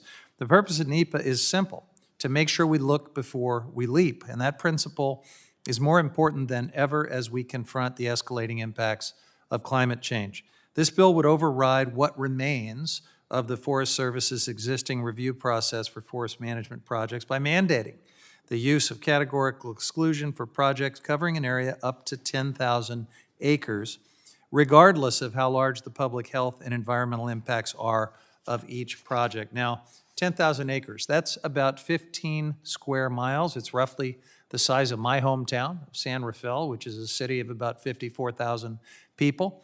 And it may seem small compared to the scale of our vast national forest system, but it is a substantial area, certainly large enough to warrant a more careful and open review process than what a categorical exclusion provides. But instead, this bill would allow these projects to move forward with minimal review and public input in every case. I have great interest in increasing the pace and scale of restoration, including through the use of prescribed fire, cultural burning, and even mechanical thinning, Mr. Chairman, in appropriate places, but giving the Forest Service a green light to cut corners for significant forest management projects in every case is not the way to go. Now, I understand that this bill is based on authority that Congress previously provided for the Lake Tahoe Basin. And I share an interest in improving environmental review and permitting wherever we can. But as a reminder, that categorical exclusion was part of a broader package that also included additional funding to address the challenges that that area faced. You know, Democrats secured more than $5 billion for federal forest management and wildfire-related programs in the Infrastructure Investment and Jobs Act, the so-called bipartisan infrastructure bill that most Republicans on this committee voted against, and also another $1.8 billion for fuels and vegetation treatment in the Inflation Reduction Act that all Republicans voted against. These investments were supported by another $1 billion for permitting capacity improvement and streamlining, and these measures made a huge difference. They helped the forests achieve record levels of hazardous fuels reduction and prescribed burnings, numbers that I should note the Forest Service is nowhere near replicating this year under the chaotic and demoralizing leadership of the Trump administration. There's a better way forward here, one that doesn't sideline the public or undermine science for major forest projects. I'll also note that a version of this bill already passed the House earlier this year. There are better uses of this committee's time than rehashing the same old proposals again and again. I urge a no vote and yield back. Gentleman yields. Is there further discussion? I recognize myself. We call them categorical exclusions now. We used to call it management. We used to call it management of our forests across America, and we got away from that ethos, and we have paid the price. The chart that the gentleman from California produced earlier tells the tale. The two lines that have crossed and now have shown the enormous amount of wildfire that we have in this country, which I'm thankful that we are beginning to see more people understand that this is a serious problem, especially for our western states. That is a good thing. And it is a good thing that the representative from California has introduced this bill. I mean, think about Los Angeles. We heard testimony, I believe it was in the Federal Land Subcommittee just a few weeks ago. $9 million worth of medicine would have prevented billions of dollars of damage. And these are the type of things that we should be doing, because delay in dealing with the problems that we have equals death. It equals death of our forests that we managed so well a few decades ago. So I strongly support Congressman McClintock's bill, fittingly titled Proven Forest Management Act. It's a good, common sense proposal. And I want to thank Representative McClintock for his continued leadership in the fight to restore health and resilience to our nation's dead, dying, and burning forests. I am hoping that we have turned the corner. I yield back. Is there further discussion? Hearing none, it is now in order to consider amendments to H.R. 179. I recognize the gentleman from California, Mr. McClintock, for the purpose of offering an amendment in the nature of a substitute designated McClintock 059 ANS. Without objection, the amendment is considered read and open to amendment at any point. I recognize the gentleman from California. I think I already explained it and yield back. Yes, okay.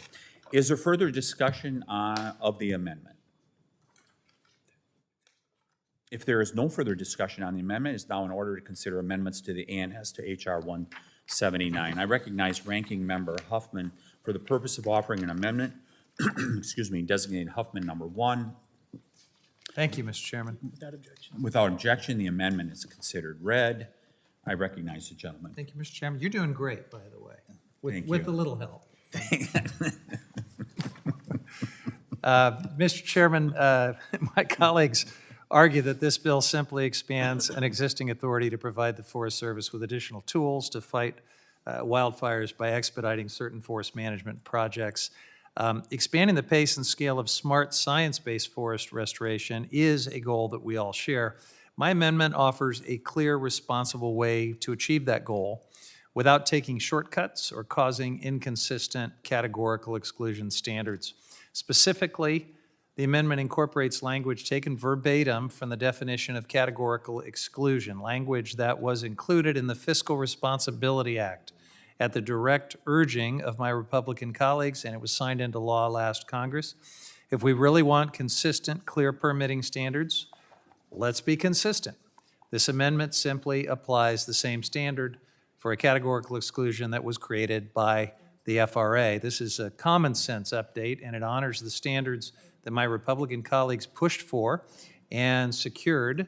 There should be no disagreement about including it now. At yesterday's full committee hearing on permitting reform, we heard a lot about the need for consistent standards and the desire to avoid endless cycles of regulatory whiplash. This amendment reflects that kind of consistency. It also strikes unnecessary language in the bill that would allow agencies to ignore the requirement that any given project has to achieve multiple ecosystem benefits based on an undefined subjective determination that it costs too much. Now, I also want to acknowledge that my colleague from California's bill includes many beneficial objectives like reducing hazardous fuels, maintaining biological diversity, and improving water quality. Democrats certainly agree that we need to do everything we can to address the wildfire crisis. This is a long-standing commitment that drove Democrats to champion billions in investments over the last 4 years to provide the Forest Service with resources and tools that were making a difference before President Trump took over. I hope we can agree on the modest changes in this amendment and get back to the progress that we were starting to make before all of this recklessness set it back. I yield back. The gentleman yields. Is there further discussion on the amendment? I recognize the gentleman from Colorado. Thank you, Mr. Chairman. It's interesting, after the hearing that we had yesterday, that my friends on the other side of the aisle said that they'd be open to permitting reform if if we protected community input. Well, here we are trying to expand an existing CADX with a requirement that it be coordinated with impacted parties at the local level and require consultation with interested parties, yet Mr. Huffman's amendment's trying to put it back under NEPA to make it harder to do CADX. CADXs are used across federal agencies to streamline permitting, specifically to exempt the agency from having to prepare documents. I really ask my colleagues why you would essentially bar your community from having access to the same tools that Mr. Amadei and Mr. McClintock's communities have when it comes to forest management. We've heard multiple times from folks that the intensity of wildfires is increasing. If that's what we're seeing, why are we trying to take tools off the table? My constituents live right next to the Pike National Forest, and they want the same level of protection the Tahoe Basin communities receive. Our forest managers want the same tools available to them to protect their communities. And if folks want to work together on permitting reform to protect communities from devastating wildfires, I urge my colleagues to oppose this amendment. Thank you, Mr. Chairman. I'll yield back. The gentleman yields. Is there further discussion on the amendment? If there is no further discussion on the amendment, the question is on the amendment offered by Ranking Member Huffman, designated Huffman number 1. All those in favor signify by saying aye. Those opposed say no. No. In the opinion of the chair, the noes have it and the amendment is not agreed to.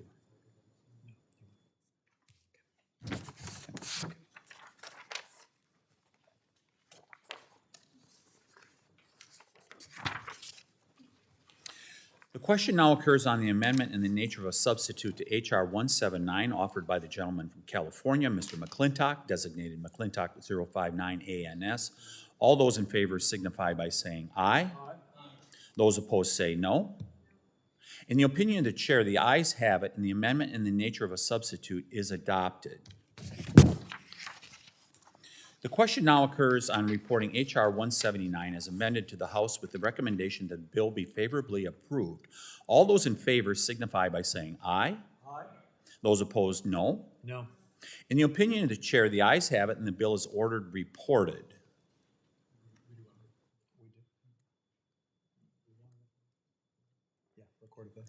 The gentleman asked for a recorded vote. Further proceedings on this bill will be postponed. We will now recess until approximately 1:30 p.m. when we will come back for votes. The committee is in recess, subject to the call of the chair.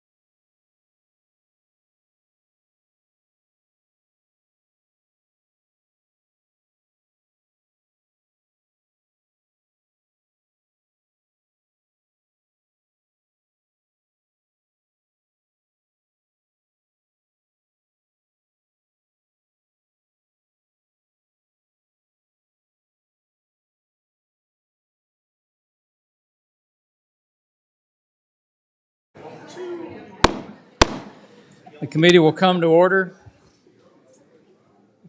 The chair notes the presence of a quorum. The unfinished business is on the request for recorded vote on amendments to the ANS to H.R. 839. Members will record their votes using the electronic voting system. The question is on the amendment to the ANS to H.R. 839 offered by Ranking Member Huffman, designated Huffman number 1, on which the noes prevail by voice vote. The clerk will open the vote.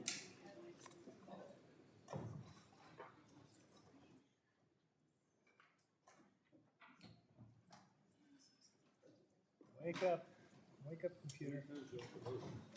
Come on, there we go.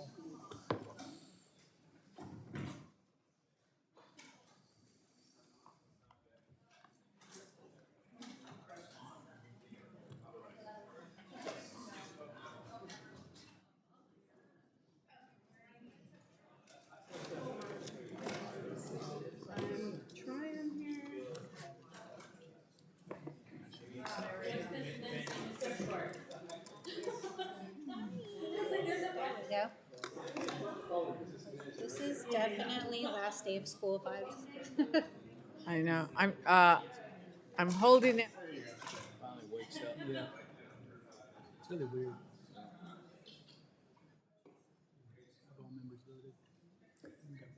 Have all members voted? Does any member wish to change their vote? Hearing none, the clerk will close the vote and report.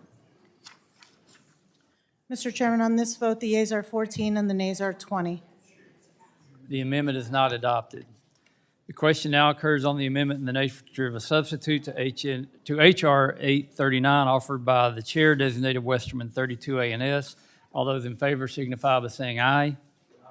Those opposed, no. Opinion of the chair, the ayes have it, and the amendment in the nature of a substitute is adopted. The question now occurs on reporting H.R. 839 as amended to the House with the recommendation that the bill be favorably approved. All those in favor signify by saying aye. Those opposed, no. Opinion of the chair, the ayes have it. A recorded vote has been requested. Members will record their vote using the electronic voting system. The clerk will open the vote.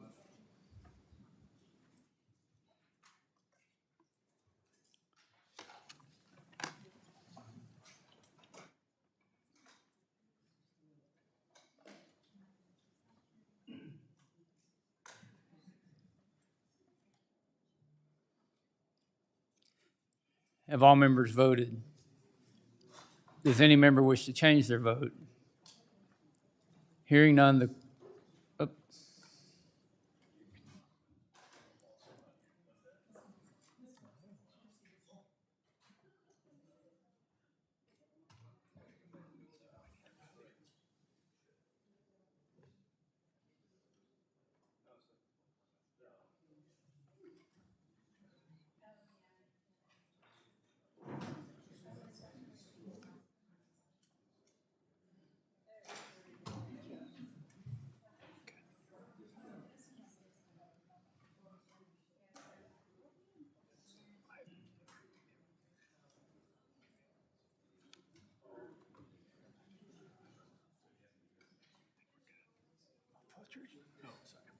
Have all members voted?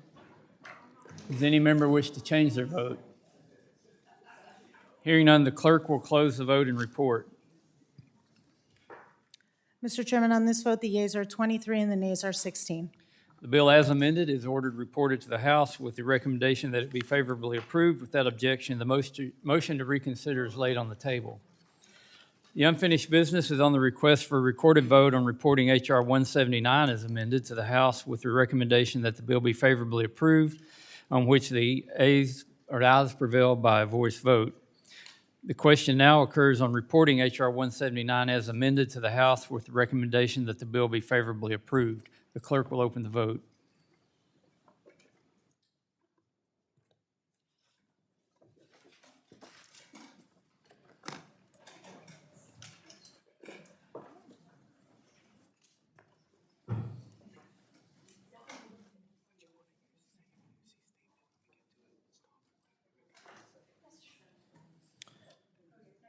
Have all members voted?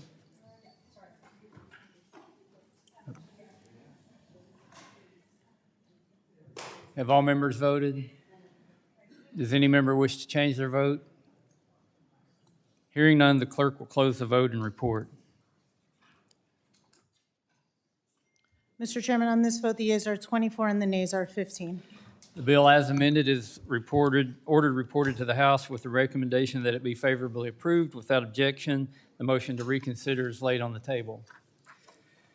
We now turn to the UC package with the cooperation of Ranking Member Huffman and the other members of the committee. It appears we have worked out an agreement on 11 bills scheduled for markup today. As we have done before, rather than going through a formal markup process for each of the bills, I will make a single unanimous consent motion to report out the bills favorably with any amendments that have been filed and agreed to. Before we begin, does any member seek time to speak on any of the bills in these unanimous consent? The committee will come to order. The gentleman from Utah is recognized. Thank you, Mr. Chair. I want to thank you for holding today's markup regarding these important wildfire prevention bills, and in this case, my Utah Wildfire Research Institute to act as one of those. Right now, there's a fire burning in my district at Deer Creek in San Juan County. Over 17,000 acres have been burned, 54% contained as of right now. And we also have 2 more fires in Utah and Uinta counties in the state of Utah. My bill will create a Utah Wildfire Research Institute at Utah State University as a housing institution, and this will develop innovative solutions to mitigate wildfire risks. The institute will partner with local, state, and federal agencies to enhance forest and rangeland management and implement strategies for long-term ecological restoration. By implementing proven best practices, we anticipate reducing the strain on our firefighters and emergency services who tirelessly protect both Utah's forests and its residents. I deeply appreciate our brave firefighters who are working tirelessly to protect our communities and landscapes. Thank you, Mr. Chair, for your leadership, and to all my committee members for your support for this bill. And with that, I yield back. Gentleman yields back. Is there any further discussion? Mr. Stauber, you're recognized. Thank you, Mr. Chair. I rise in support of the UC package, which includes H.R. 4285, the STARS Act, introduced by my good friend and colleague from Utah, Representative Malloy. The STARS Act will help Americans commemorate America's 250th anniversary next year by instituting a fee-free day for Americans to visit our great national parks on September 17th, 2026, which is also Constitution Day. This legislation will provide Americans with a great opportunity to honor our nation's founding, as well as help drive tourism and economic activity across the gateway communities home to national parks across the United States. This includes the communities surrounding northern Minnesota's Voyageurs National Park, which I am proud to represent. I urge my colleagues to support this bill along with my amendment in the nature of a substitute, which builds upon Representative Malloy's bill by expanding it to also waive recreation-related fees on our national forest and Bureau of Land Management managed lands across the country. This will directly benefit my constituents by allowing fee-free recreation access on the Chippewa National Forest as well as the Superior National Forest, which is home to the Boundary Waters Canoe Area Wilderness. I want to thank Representative Malloy for introducing the STARS Act, as well as her willingness to work with me and accept my amendment expanding the underlying bill to include our national forests and BLM managed lands. I urge my colleagues to join me in supporting the STARS Act along with the entire UC package, and I yield back. Gentleman yields back. Is there further discussion on the UC package? I recognize myself, and before concluding our business today, I want to recognize the slate of bills we've worked on with the minority to advance under unanimous consent. I greatly appreciate the bipartisan work that has gone into promoting these diverse and important priorities. The 3 bills from the Subcommittee on Indian and Insular Affairs would transfer federal land to tribes, improving management outcomes. Representative McClintock's H.R. 2302 would transfer into trust 85 acres of Bureau of Land Management property to the Shingle Springs Band of Miwok Indians, allowing for better wildlife management or wildfire management. Similarly, Representative Lamalfa's H.R. 2400 would transfer into trust 584 acres of U.S. Forest Service land to the Pitt River Tribe. H.R. 3620 from Representative Begich would convey 3.4 acres of federal land in Anchorage, Alaska to the South Central Foundation, a tribally designated healthcare provider, so that it can build a modern behavioral health center. We're also advancing 2 bills from the Subcommittee on Water, Wildlife, and Fisheries that reauthorize key programs at existing authorization levels. H.R. 2294, sponsored by Representative Ezell, reauthorizes the Integrated Ocean Observing System. This public-private partnership of coastal observation systems collects data that benefits military operations, disaster response efforts, and all business that operate in our marine waters. Representative Hurd's bill, H.R. 3857, reauthorizes the Snow Water Supply Forecasting Program, which provides cost sharing on a competitive basis to allow participants to conduct snow monitoring and water supply forecasting projects. This package also contains a bipartisan mix of 6 pieces of legislation from the Subcommittee on Federal Lands that celebrate America's upcoming 250th anniversary, convey underutilized land to local communities for youth engagement, and support efforts to improve forest management and prevent catastrophic wildfire. H.R. 4285, the STARS Act, is referenced by Representative Stauber and introduced by Representative Malloy, provides free access to national parks and public lands on Constitution Day and Citizenship Day next year to commemorate our nation's 250th anniversary. Encouraging people to visit our national parks, commonly referred to as America's Best Idea, is an appropriate way to celebrate and commemorate this pivotal milestone in our young nation's history. H.R. 2290, led by Representatives Dingell and Fulcher, also celebrates American history by recognizing more than 18 million women who worked on the home front during World War II, authorizing a prominent place for their memorial in Washington, D.C. H.R. 1276 from Representative Comer addresses outdated deed restrictions imposed by the federal government on a parcel of land in his district. By addressing these restrictions, this land can be better utilized by the Boys and Girls Club of Paducah, which seeks to improve its existing facilities on the property. And finally, H.R. 1045 from Representative Kennedy, H.R. 345 from Representative Harder, and H.R. 528 from Representative Pettersen all support state and local efforts to combat catastrophic wildfires. Wildfires do not respect jurisdictional boundaries, and by engaging with non-federal partners, we are ensuring we have every tool in the toolbox to improve forest health and resiliency. H.R. 345 and H.R. 528 also passed the House earlier this year as part of the Fix Our Forest Act. I support these bills and yield back. Is there any further discussion on the UC package? I ask unanimous consent that the Subcommittee on Federal Lands be discharged from further consideration of H.R. 528, Post-Disaster Reforestation and Restoration Act of 2025, H.R. 1045, Utah Wildfire Research Institute Act of 2025, H.R. 2290, World War II Women's Memorial Location Act, and H.R. 4285, Semi-Quincentennial Tourism and Access to Recreation and Sites Act. Without objection, so ordered. I ask unanimous consent that the Subcommittee on Water, Wildlife, and Fisheries be discharged from further consideration of H.R. 2294 to reauthorize the Integrated Coastal and Ocean Observation System Act of 2009 and H.R. 3857, Snow Water Supply Forecasting Reauthorization Act of 2025. Without objection, so ordered. I ask unanimous consent that the Subcommittee on Indian and Insular Affairs be discharged from further consideration of H.R. 2302, Shingle Springs Band of Miwok Indians Land Transfer Act of 2025, H.R. 2400, Pitt River Land Transfer Act of 2025, and H.R. 3620, South Central Foundation Land Transfer Act of 2025. Without objection, so ordered. I now ask unanimous consent that the following measures be approved and favorably reported as described to the House of Representatives. H.R. 345, Fire Department Repayment Act of 2025, with an amendment offered by the gentleman from Colorado, Mr. Neguse, designated Neguse number 1. H.R. 528, Post-Disaster Reforestation and Restoration Act of 2025. H.R. 1045, Utah Wildfire Research Institute Act of 2025. H.R. 1276, to remove restrictions from a parcel of land in Paducah, Kentucky, with an amendment in the nature of a substitute offered by the chair, designated Westerman 33 A&S. H.R. 2290, World War II Women's Memorial Location Act, with an amendment offered by the gentlewoman from Michigan, Ms. Dingell, designated Dingell number 1. H.R. 2294, to reauthorize the Integrated Coastal and Ocean Observation System Act of 2009.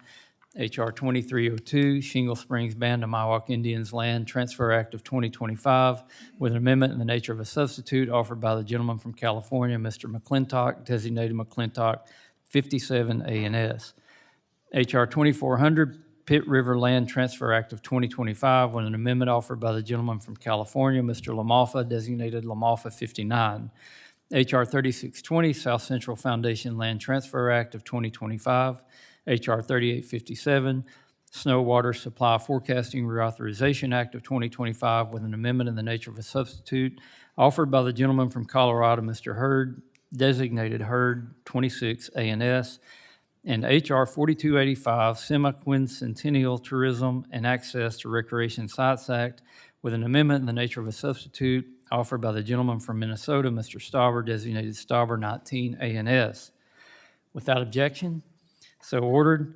Without objection, the motions to reconsider are laid on the table.